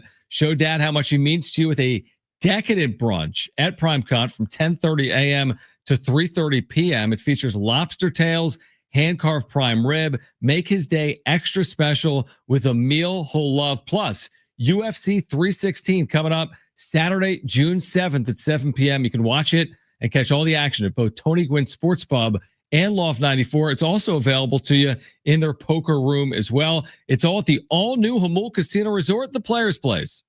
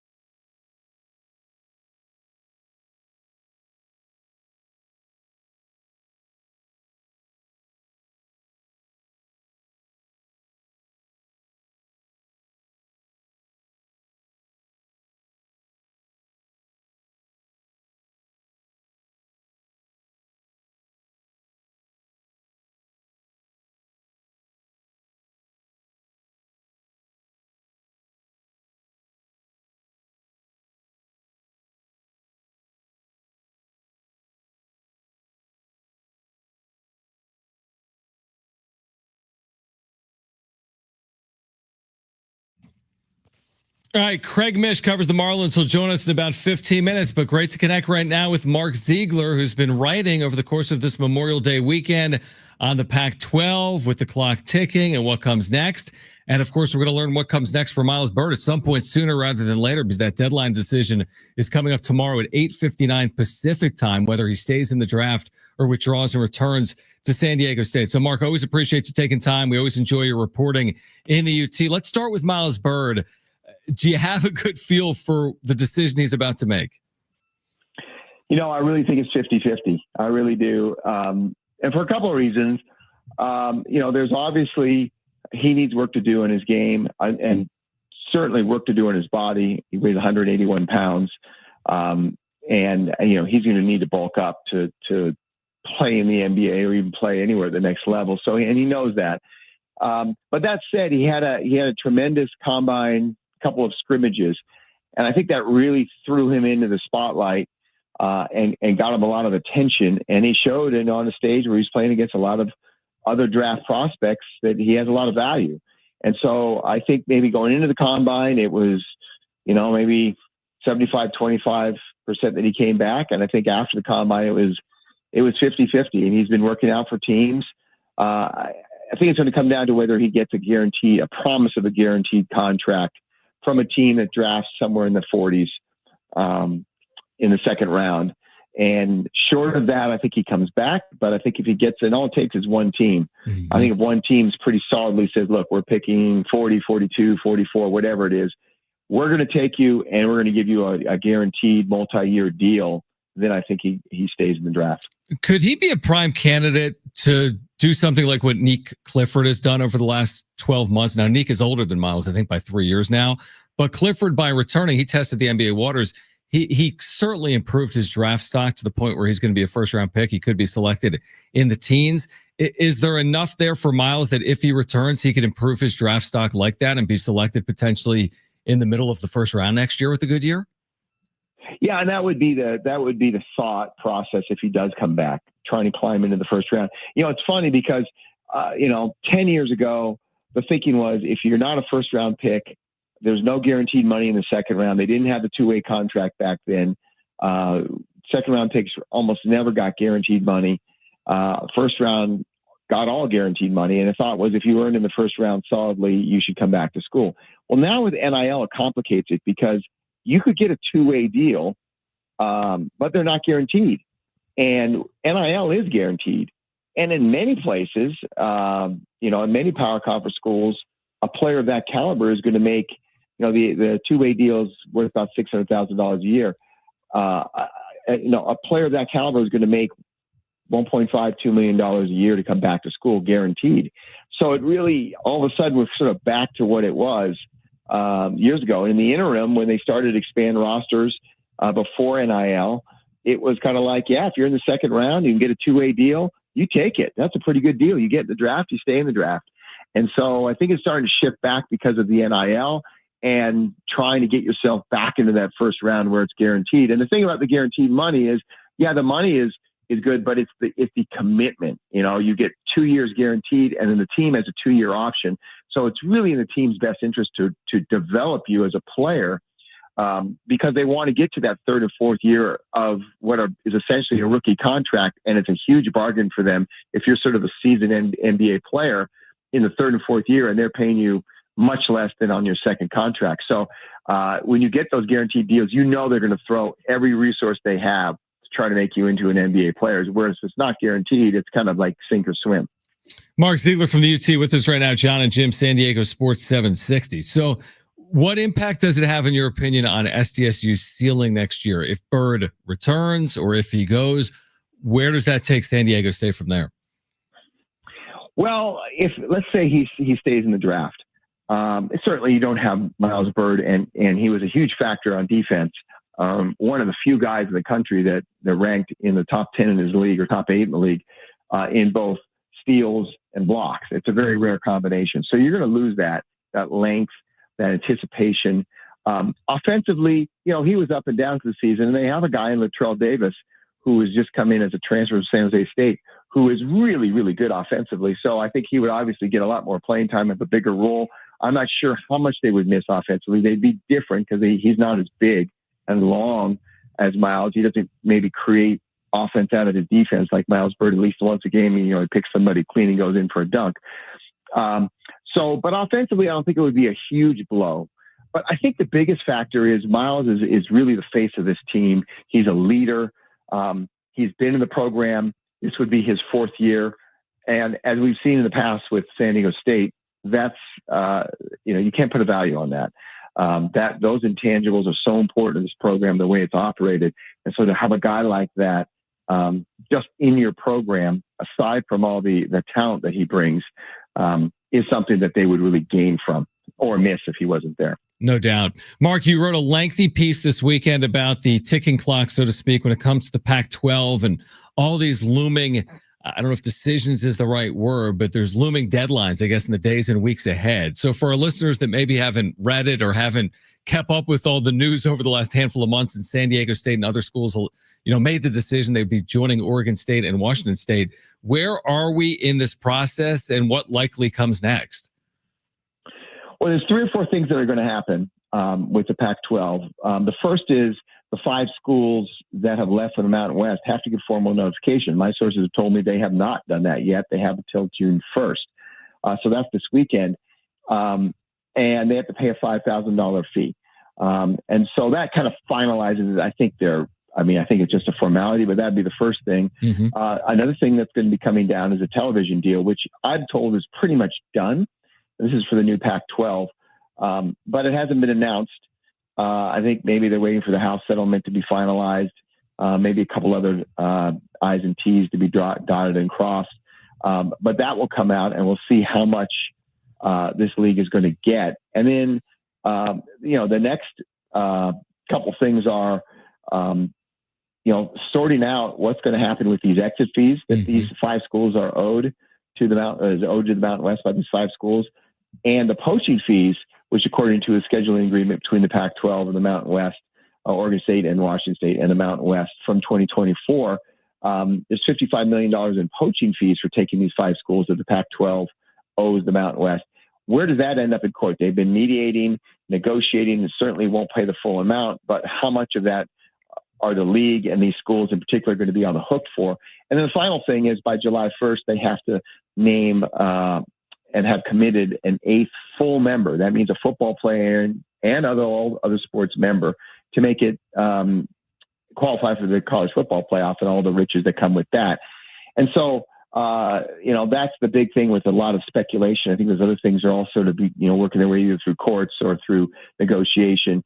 But that's the one I think that everyone's sort of waiting for is who gets added, who's that 8th team, and is there a 9th or a 10th? Do you think they know who that 8th team is, but they're waiting for this mediation to play out and for the House settlement and maybe even this media rights deal to be finalized? Or where do you think they are in that process? I think so. I mean, the media rights deal is important to be finalized because it determines what your share is going to be. And with a new team coming in, is that team going to get a full share? Or that school going to get a full share or a partial share? Now, the most speculated school is Texas State, which really makes a lot of sense. I know some people are saying, Texas State, what the heck?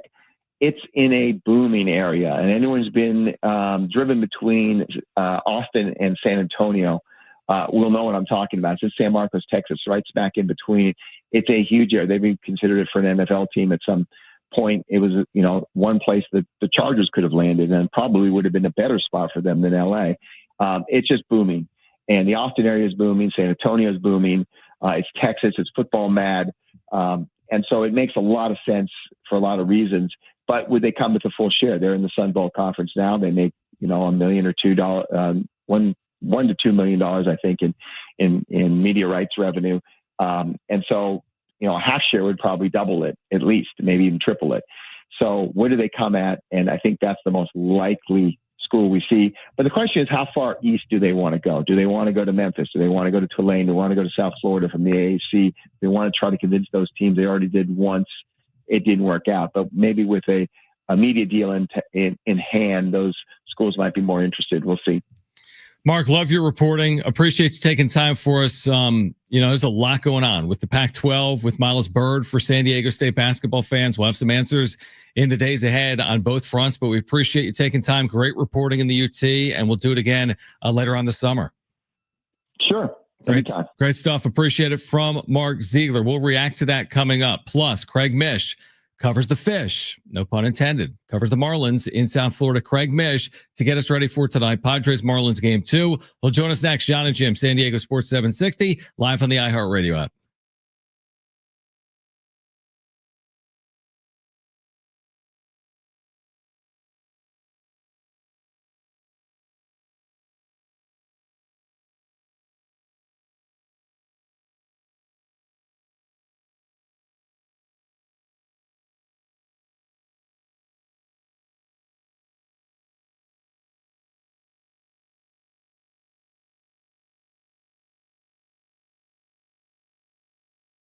All right, maxed out on credit cards, struggling with high interest debt. You could pay it all off in days with Loan Pronto's Rapid Equity Loan. Hey guys, it is Schaefer.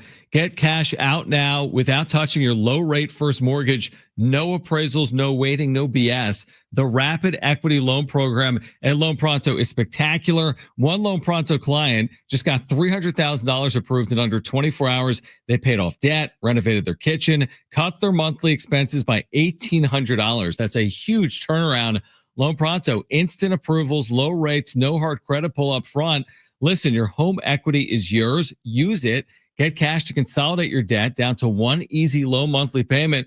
Call Loan Pronto now for a free instant appraisal for your home and see how much cash you can get today. Call now to start that conversation. The number is 619-207-4336 or loanpronto.com. That's 619-207-4336. Get debt relief now. Loan Pronto, Equal housing lender, NMLS 1661781, on approved credit, NMLS consumeraccess.org.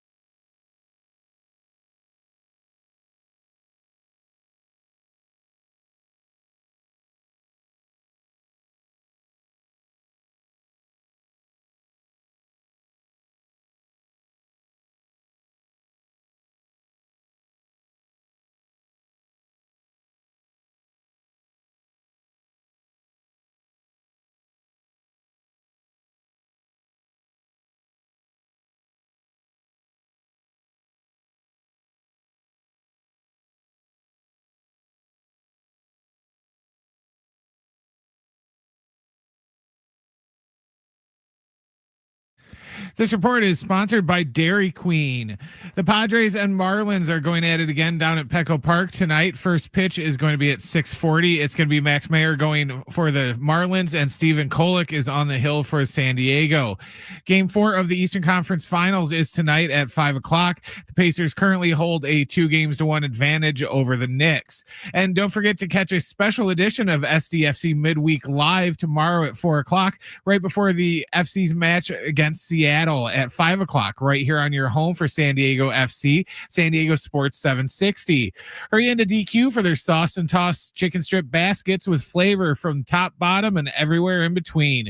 Try them today in Honey Barbecue or New Buffalo. Only at DQ. Happy tastes good. Only at participating Dairy Queen locations.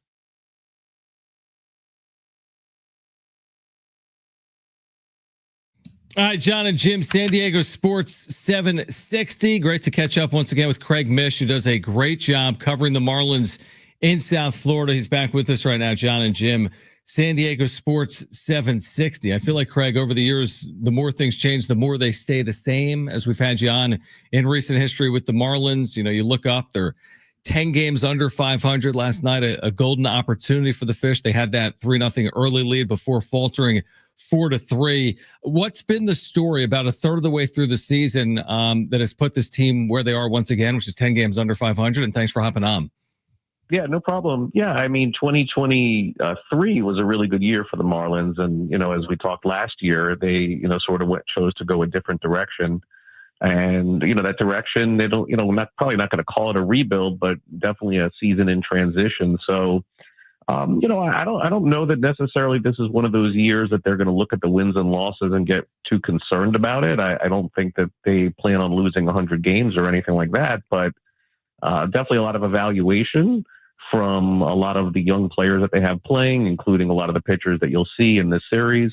And, you know, their offense is scuffled a lot in the first few months.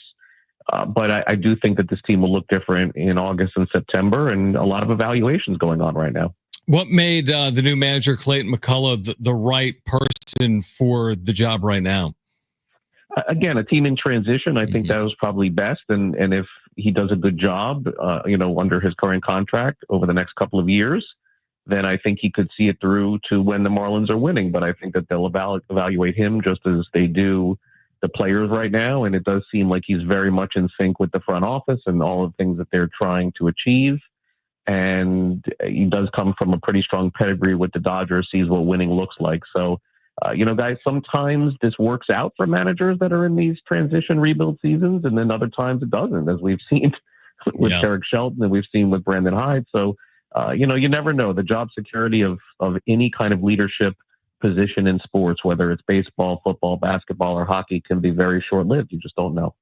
Craig Mish with us right now. He covers the Marlins in South Florida. A name that a lot of people are familiar with, obviously, because of his successes previously, Sandy Alcantara, who has obviously really struggled. He's come off Tommy John. He's got an ERA over 8. What's been the story with Sandy this year?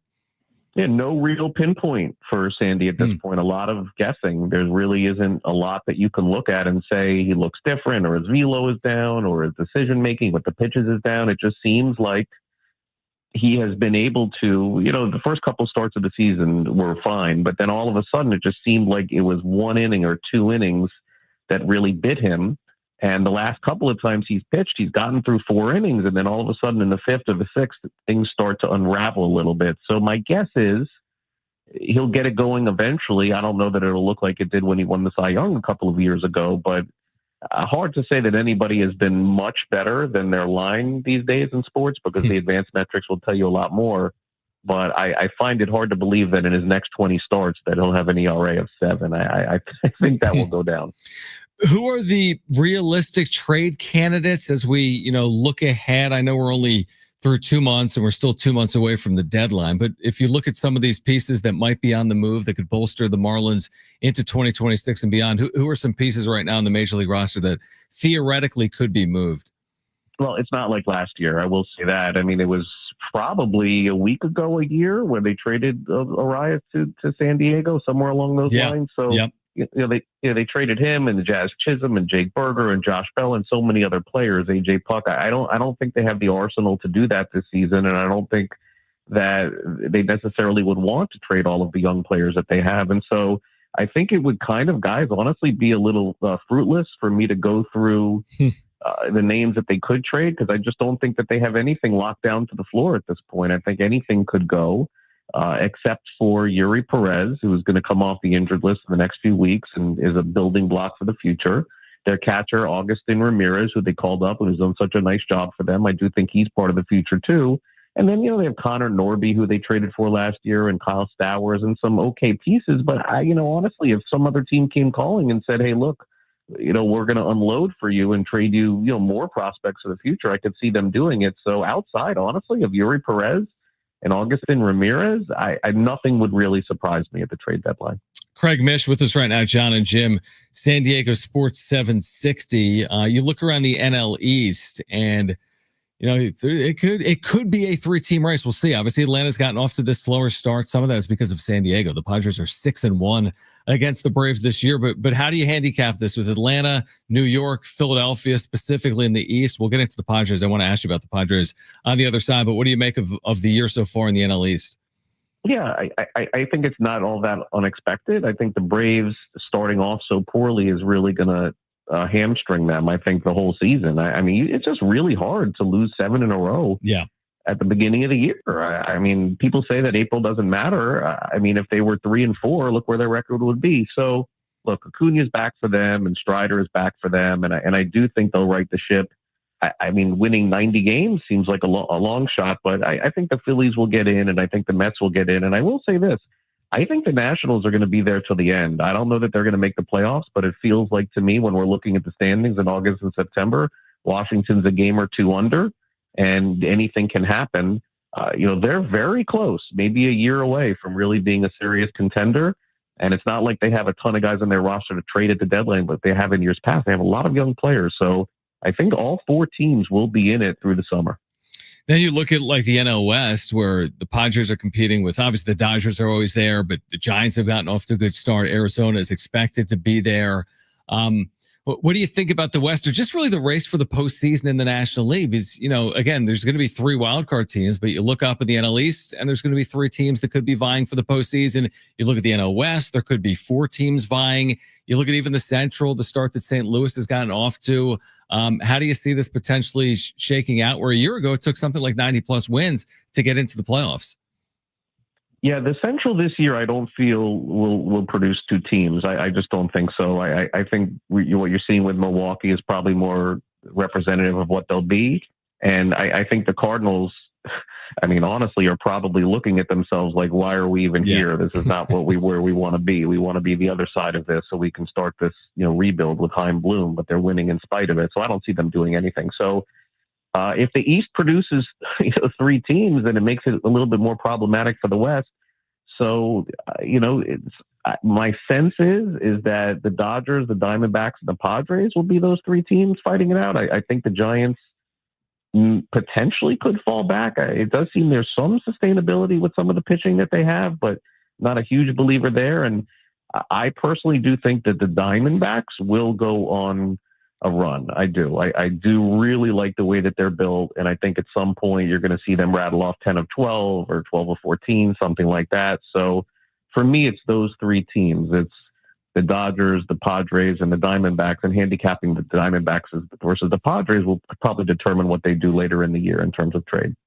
Greg, before you go, Manny Machado, obviously a lot of people in South Florida familiar with him, out of Miami, has put together a darn good year for a 32-year-old. He's turning 33 July 6th. He's hitting, looking right now, 319. His OPS is near 900. He's hit home runs in 3 of his last 4 games, including that huge one last night against the Marlins in the 8th inning to essentially send the game into extra innings. How impressive is Machado at this point in his career where he's no longer a young player, but he's still producing like he is in the middle of his prime right now? Yeah, I saw him play at Brito High School. I remember going there and watching that. Mm-hmm. So, and I think I mentioned to you guys, he came on, I think I did the first interview with him on a TV show before he got drafted. So, yeah, Manny Machado at this stage, 32 years old, you stack up his numbers with other players who have played his position and are in the Hall of Fame, and he's right there. So, my guess is that he plays that position for 3 or 4 more years, maybe transitions over to first base where he probably could be elite at the end of his career. And provided he does what he does, 20 home runs a year, 25 home runs a year, and racks up 150 hits, he's going to have probably 2,500 hits over the course of his career, 400 home runs. That's the Hall of Fame caliber. So he's always been an impact player. And I think the other thing too that you can't really quantify, the clutch gene is sort of gone now in baseball. Nobody cares about game-winning RBIs or stuff like that. But I think when you look back in his career, he has so many impact hits too that will really help him in the end. There's no question he's on his way to the Hall of Fame. Yeah, it's amazing when you look at his numbers, stacking him up against other Hall of Fame caliber, Hall of Fame third baseman, and they stack up very favorably. I think he's got the most hits by any third baseman in baseball history through age 32 if he's able to keep this pace. Craig, always appreciate you taking time for us in San Diego. We're looking forward to the next couple of nights here, Padres and Marlins. And thanks for hopping on, all right? Sure. Thanks, guys. Have a great night. All right, great stuff from Craig Mish, who covers the Marlins in South Florida.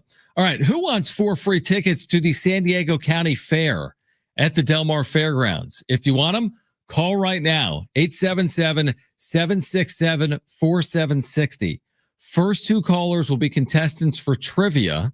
We call it Trainwreck Radio, but we've got a free 4-pack of tickets to the San Diego County Fair to give away. All you need to do is call right now, 877-767-4760. Great giveaway. This is coming up June 11th through July 6th, right here in San Diego at the Del Mar Fairgrounds. Call right now if you want those tickets and if you want to play some trivia. 877-767-4760. That's next right here on Jon and Jim, San Diego Sports 760 and live on the iHeartRadio app.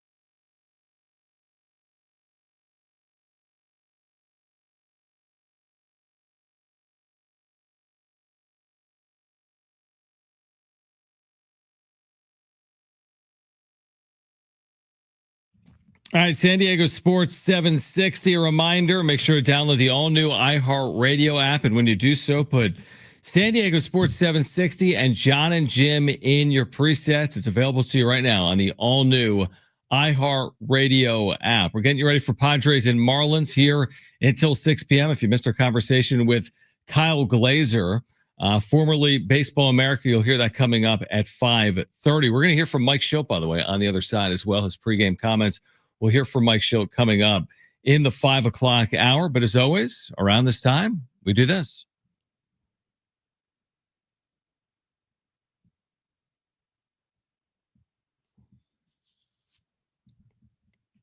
All right, 3 questions, 2 contestants, 1 lifeline. Today's 2 contestants, we have Lori and we have Eddie.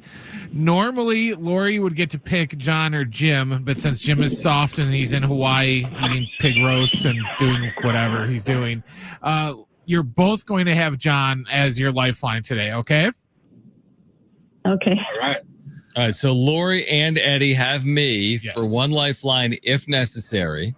And who's going to go first? Lori will go first since she called in first today and she didn't get to pick her partner. So Lori will go first. And what is our question? All right, guys. Today's question. OKC won again yesterday. They're on their way to a sweep in the Western Conference Finals. Well, it's 3-1. Oh, 3-1? There's 3-1. Yeah, they lost game 3. Oh, I forgot about that. I missed that. Today's question: who are the top 10 scorers in Oklahoma City Thunder history? And remember, the Thunder used to be the Seattle Supersonics, so that counts. So we're looking for the most points in Oklahoma City / Seattle Supersonics history. Okay. Oh my gosh. I need the lifeline. All right, so you want the lifeline off the bat. All right, let me get this player out of the way. I'll get this player out of the way for you. He's definitely on the list. I think he's their top scorer ever. Russell Westbrook. Do you take that lifeline? Sure. Yeah, Lori will take that. All right. Russell Westbrook is on the list. Now Eddie, who also has a lifeline if necessary. Your first guess, Eddie. Kevin Durant. KD, Kevin Durant, on the list. All right, so we're tied at 1. Lori, no more lifelines. You do have a guess if you'd like to make one here. I don't think I have an answer for you. I don't watch NBA. Okay. That doesn't mean it's over though. Don't go. Fan, sorry. That's okay. That's okay. It's not over yet. Eddie will still need to get a correct answer because it's 1-1 right now.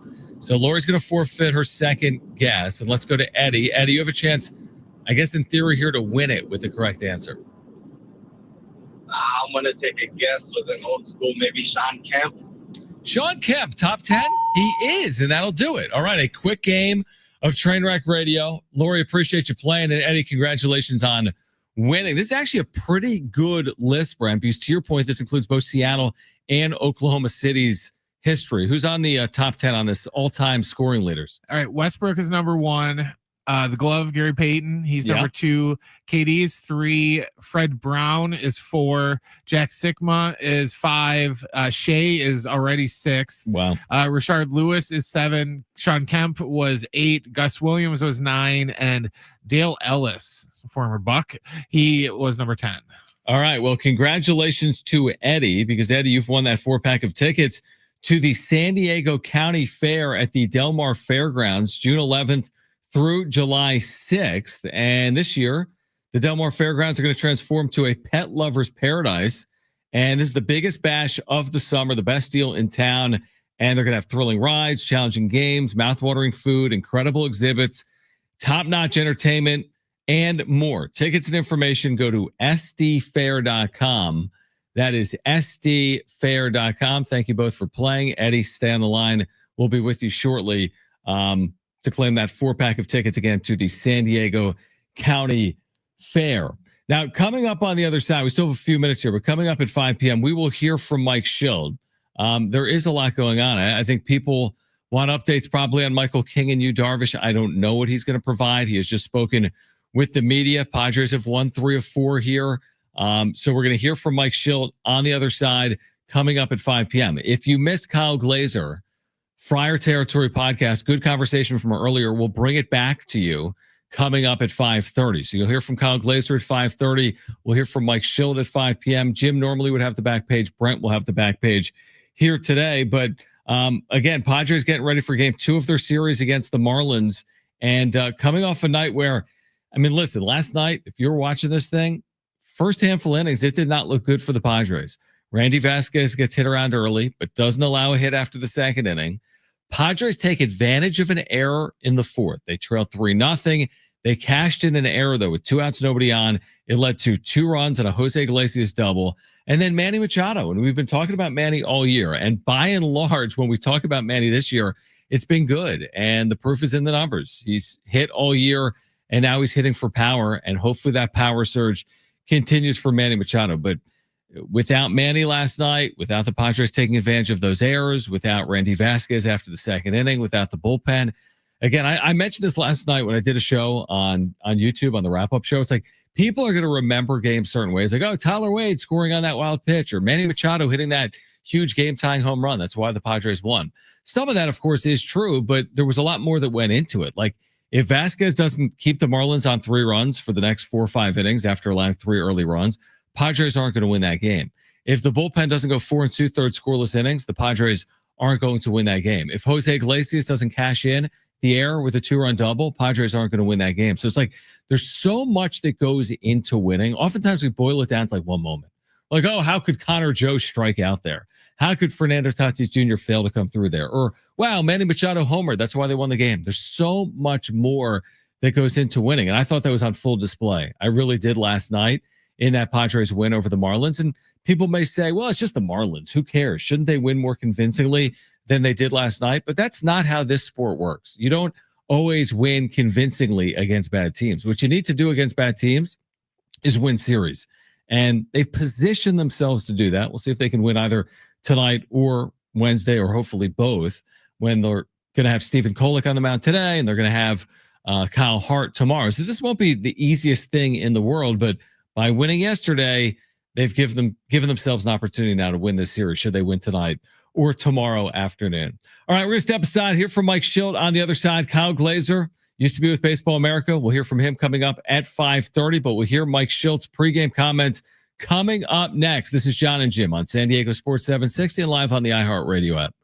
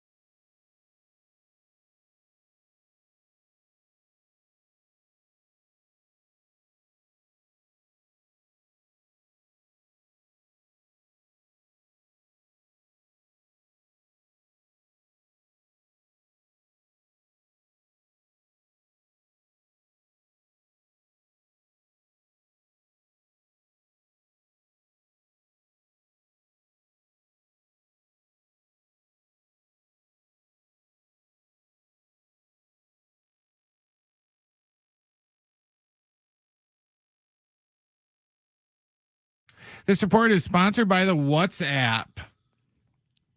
The Padres and the Marlins are going at it again tonight down at Petco Park. First pitch is going to be at 6:40. It's going to be Max Meyer going for the Marlins and Stephen Kolek going for the Padres. Game 4 of the Eastern Conference Finals between the Pacers and Knicks is getting set to tip off here momentarily. The Pacers currently hold a 2-1 advantage over New York. And don't forget to catch a special edition of SDFC Midweek Live tomorrow at 4 o'clock, right before the FC's match versus Seattle at 5 p.m. right here on your home for San Diego FC, San Diego Sports 760.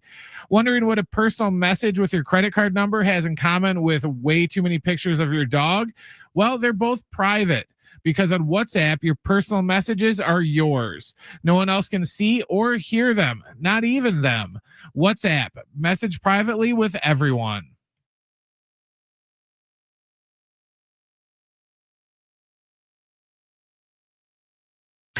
It's Jon and Jim to warm up that drive home.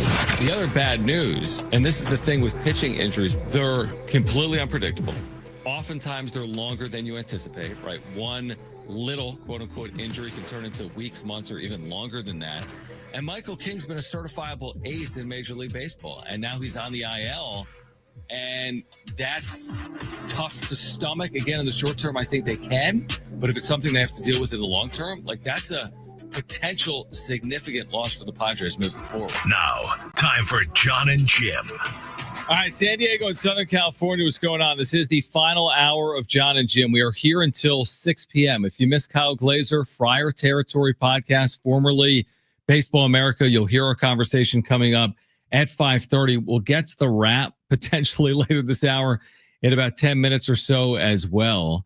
And in a moment, we're going to hear from Mike Schilt. Now, he had a lengthy pregame conversation with the media as part of his scrum. He probably talked for 10 or 11 minutes. We're not going to share all 10 or 11 minutes with you, but we'll share at least a handful of minutes with you from Mike Schilt this afternoon at Petco Park as the Padres are getting ready for the Marlins. And this starts with Mike Schilt commenting on the latest with Yu Darvish. Felt good, he's again recovered well today, and take it today and see what tomorrow looks like. But we're progressing and still getting our hands around, arms around what exactly everything's going on with him. But if he's playing catch and he's feeling good, then we'll continue to take it next step. I know it's still early with everything with Michael King, but is there any update on him? There's really not. I know he's going to get, again, we're in a little bit of uncharted territory. This isn't a very common, thing that takes place. So our crack medical team, which are amazing, are working with our team doctors, which are also amazing, and some experts just to figure out exactly what's going on. And, he's getting some incremental improvement. So from what I understand, clearly improvement is important initially and anytime somebody gets injured or hurt, but I think it's especially important with this particular what he's dealing with, and so that's encouraging, more so. But yeah, we're doing some testing, further testing, getting some really qualified people and experts in the field for this to look at it, and we'll know more hopefully sooner than later. But that's all we know at the moment. We had a chance to hear from Kyle Hart today in the clubhouse. What are your expectations for him tomorrow? No different than any starting pitcher we have, but Hardy's done a nice job. He started the season with us. I was impressed by his ability to adapt to the organization, get better as the spring training went, come in. The starts got better as he went. Also, I was really pleased and impressed by his ability to accept but not like the, going to El Paso and getting some work in. But he's done it, similar to Steven. Steven didn't break with the club, but went down and had the right mindset about, improving his craft. From all reports, Hart's done the same thing. And so I expect something similar that, Steven's done, and come up and give us a chance to win a big league ball game. Speaking of Steven, the results, obviously, the early part of his time as a starter here in the major leagues have been good. What have you thought about the way he's thrown so far? I've been very pleased. I think, I got through a complete game shutout in Colorado. So, you got to be pretty happy about that, right? I think he's thrown great. thing I like the most about it is, listen, these guys have good stuff. Excuse me, good stuff. Different stuff. Every pitcher's different arsenal. Steven's got really good stuff, but he's going at hitters. He's not, doing anything but trusting what he does, and he's letting his defense work, and he's going at it, and they're looking at quality pitches, and him and Diaz have worked well together. As far as Manny Machado, I mean, you look at some of his numbers this season, the average is top 5 in the NL. What have you thought about kind of Manny's offensive season as a whole, some of the numbers he's been able to put up? It's just a really special talent that's going in a good spot consistently. And it is interesting, though, and it's worth pointing out that, I had similar microphones pointed in my face 5 days ago, and I got different questions. But my answers still remain the same, and that's the confidence that is a generational talent like Manny Machado that, is in a good place mentally, physically, and performance is not guaranteed in this game. But when you have the ability he has, the consistency he has, you're going to get the most consistent, ability to get positive results, and he's been able to do that.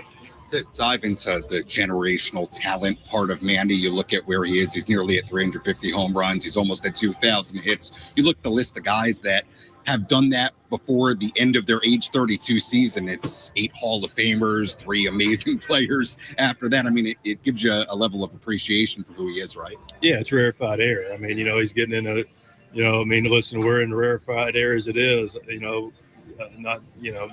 Morgan made his debut last night, number 23,480, I believe is the number. So it's hard enough to be one of 23,480 in the history of Major League Baseball that fills up half of Petco Park, in a 160-year sport. And now you're talking about getting into the top 1% of that, and that's what Manny is doing and will continue to do, and it's pretty impressive. All right, so that was Mike Schilt this afternoon down at Petco Park as the Padres get ready for the Marlins. I mean, I'll be honest with you. I have no idea what is going on with Yu Darvish and Michael King, and I don't know if they do either. That's just, and that doesn't mean it's the worst case scenario. That's not my point. I'm not hearing anything that's really giving me any type of explanation in terms of specifically what Darvish is dealing with. Like, he's just throwing for days on end, playing catch, but he's not throwing bullpens. He pitched May 14th in Las Vegas, and that was, 13 days ago. And he hasn't pitched since off a mound. Why? We still haven't gotten a full explanation on that. We had heard over the weekend that they might check his elbow early in the week to see if it's fully sound or intact. I mean, that doesn't sound overly encouraging. I think he was quoted yesterday as saying that if everything goes well this week, he might be able to throw a bullpen this weekend. But after a bullpen, there would be another bullpen and then potentially a rehab start, you would think, after missing another couple of weeks. So I just don't know where we're going with Darvish. I get that the second half is more important than the first half when it comes to the season. I completely get that. I get that they've had a good year to this point. It's not like they have to have him today or tomorrow or the next day. And then with King, same thing. It's like, do we even know what he's dealing with? Like, what happened? He woke up and he thought he had slept wrong, and it's the shoulder blade, the scapula that's been bothering him. And they said, Mike Schultz said there, that that's more rare than a typical pitching arm injury. And they don't exactly know what they're dealing with right now. So that's just my thoughts. I hear Mike Schilt, and it sounds to me, and maybe the organization knows more than Schilt, or maybe he's only wants to lead on so much, but we're not really getting answers when it comes to Michael King or Yu Darvish. My thing with you is, I think I can only hear he's playing catch so many times before it's just is this even an update? This is what our last 3 updates were, is that he's playing catch. And, we're at the point now to where if he's still just playing catch, I think it's more serious than what they're letting on at, to where it's just he's been playing catch allegedly for 2 months, to where it's okay, when's he going to go up to the next rehab step to whatever he's doing? What's up from catch? A simulated game or something like that. But it's just, nope, he's just played catch yesterday. And this is so no new news then. And we'll talk to Kevin about both of these pitchers tomorrow on Jon and Jim. But I think it was Kevin last week that said something about, I think it was Kevin either wrote it or said it, that the concern from Darvish's camp is he doesn't want to re-enter the rotation and then not be available to them every fifth or sixth day. Like he needs to know and have confidence in his elbow and his arm that he's going to be able to do it week in and week out, so to speak. He doesn't want to be activated only to go back in the IL or be activated and then they have to play games and push him back to work with his schedule. Now, I do understand that, but at some point, and remember, Kevin's been reporting on this for weeks on end. Remember, he was having quote unquote residual effects from pitching in Las Vegas, but he was feeling okay. I just want someone to get to the bottom of it. I get it. Sometimes with health and when you're dealing with an ailment or an illness, it's hard to put your finger on it sometimes. Like you might be dealing with cold-like symptoms for 3 weeks. You're like, that's weird. Normally when I get sick or have a cold, it's only a week. Why can't I kick this? This is to the next degree because it's professional sports. And not everything has an answer always. Like you want to know why you don't feel fully like yourself, maybe if you're Yu Darvish, or maybe there's a level of frustration that you can't really put your finger on it, so to speak. But at some point, we're going to need some answers on Darvish. And maybe it isn't right now, and maybe it isn't in early June. But I mean, I'm going to lose hope the longer this plays out. I mean, if we're having the same conversation about a month from now, we're heading into July, at some point, you're going to have like a little bit of a hopeless feeling with Darvish this year. Would it make you feel more or less hopeful if they just didn't give as many updates? Yeah, you know what I mean? To where it's just like, yeah, it's still the same. He's the same as he was last week when he asked. He's still just playing catch instead of just, hey, we got a U update. Oh, really? What is it? Oh, he's still playing catch. It's like, oh, okay. Well, maybe it's because the manager speaks with the media so often, like daily, that what are we really asking of the manager? It's like asking the captain of a big ship, like, where are we in turning the ship around? Well, it takes a minute. Like to turn this thing around, don't ask me every 5 minutes. This is like a half day process to turn this ship around. Same thing here. It's like, what update are we really seeking from you, Darvish, every single day when it's not a day-to-day thing? It's clearly more than that.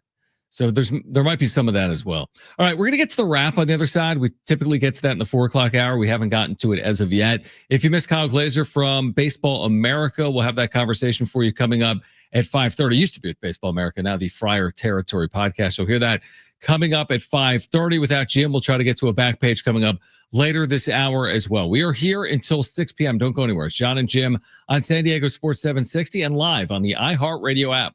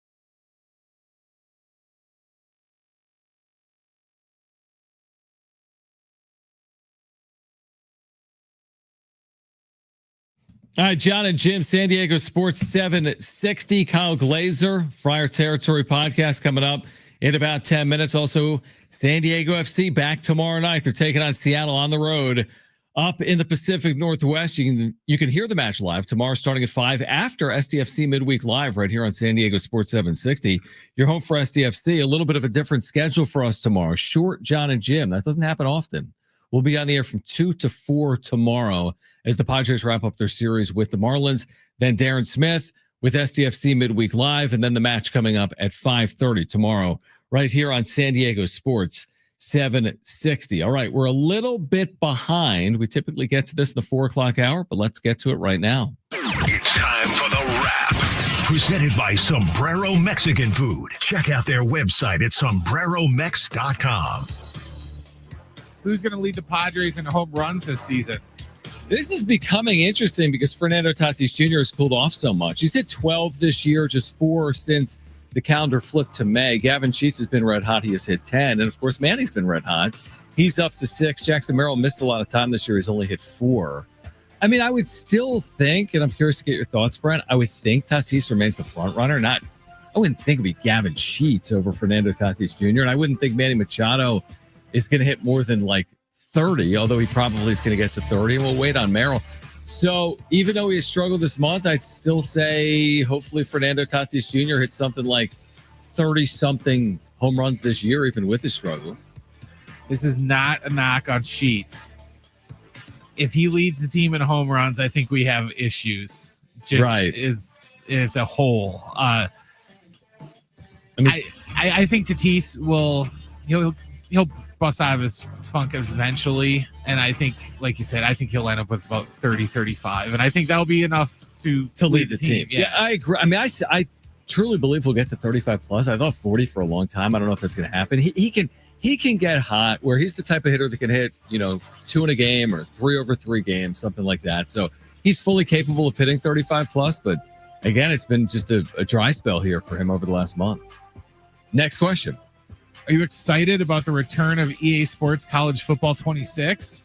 You know what? You know me. I mean, I'm not a video game player, but if I was, this is the game that I would be excited for. I kind of wish they made it for PC as someone that could just put it on their laptop. And I don't think they didn't do it last year. Maybe eventually. And last year, me and Jim got all excited about like, hey, should we buy a PS5? That wasn't going to happen. So I like it. I thought last year was pretty cool. All the excitement for it. I don't think there'll be the same level of excitement this year, but you're someone that bought last year's game. Yes. So what's your level of excitement for it? I'm excited just because this last year's was the first game that they did in 14, 16 years, whatever it was. Yeah. To where now they have the template laid down.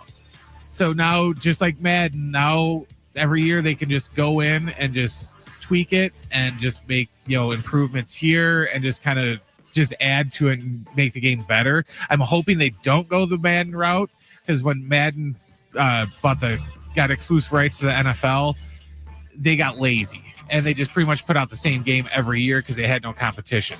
So I'm hoping that college doesn't do that and they keep putting in new features and just new traditions and mascots, and I just hope they keep adding to it, since they added a very solid template last year. I think you have to with college because there's so much change. Like they're going to change the playoff format for 2025 and all the NIL changes. Yeah, NIL changes. Yeah, exactly. So hopefully there are some good changes ahead, because I know it sold incredibly well year one. So hopefully it continues to sell well. And I will say this, I'd still like to see a college basketball video game. Oh, yeah. In the future. I want that. I know it's probably not selling the same way college football does, but I think it would be tremendously popular. I don't even want EA to make it. I want 2K to make it. Right, because they used to have multiple games, right, back in the day. Yeah. Next question. And we'll have more about the cover athletes later in my back page. Cool. Just as a tease.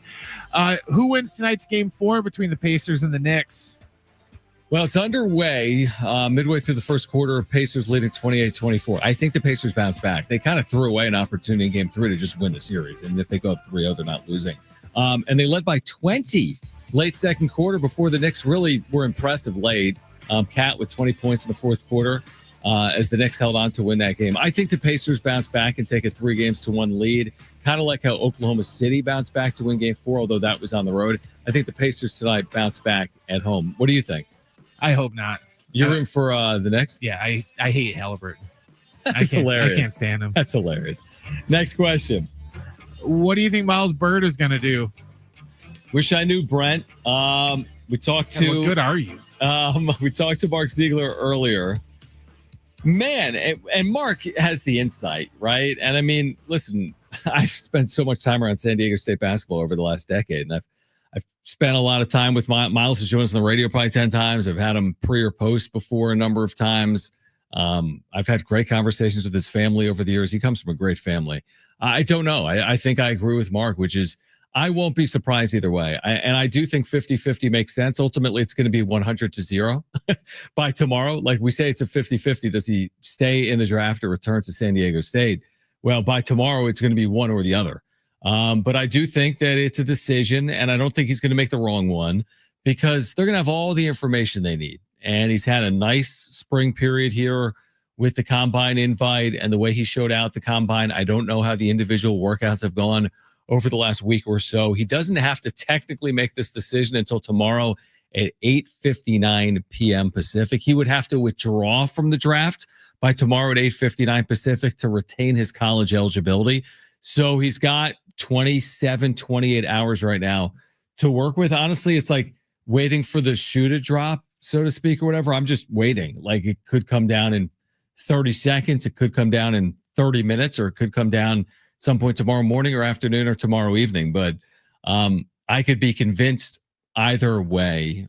How do you feel? I mean, he had those good combines, this combine scrimmages. Before that ESPN article came out, was it last week or the week before, where they had him going like 42nd or 40th to like Utah or something like that? Yeah. I was leaning on that he's probably going to come back because I didn't think he was going to get drafted high enough that it would have necessarily warranted him going out early. But once that came out, it wasn't like, oh yeah, last pick in the second round.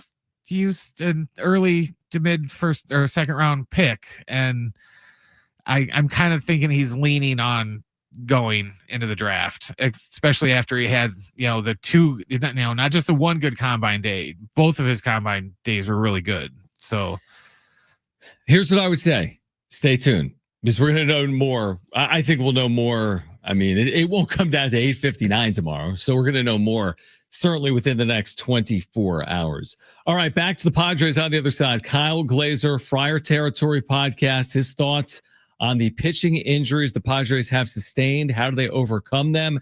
Also, the brilliance here of Manny Machado and the struggles of Fernando Tatis Jr. So Kyle Glazer on the other side.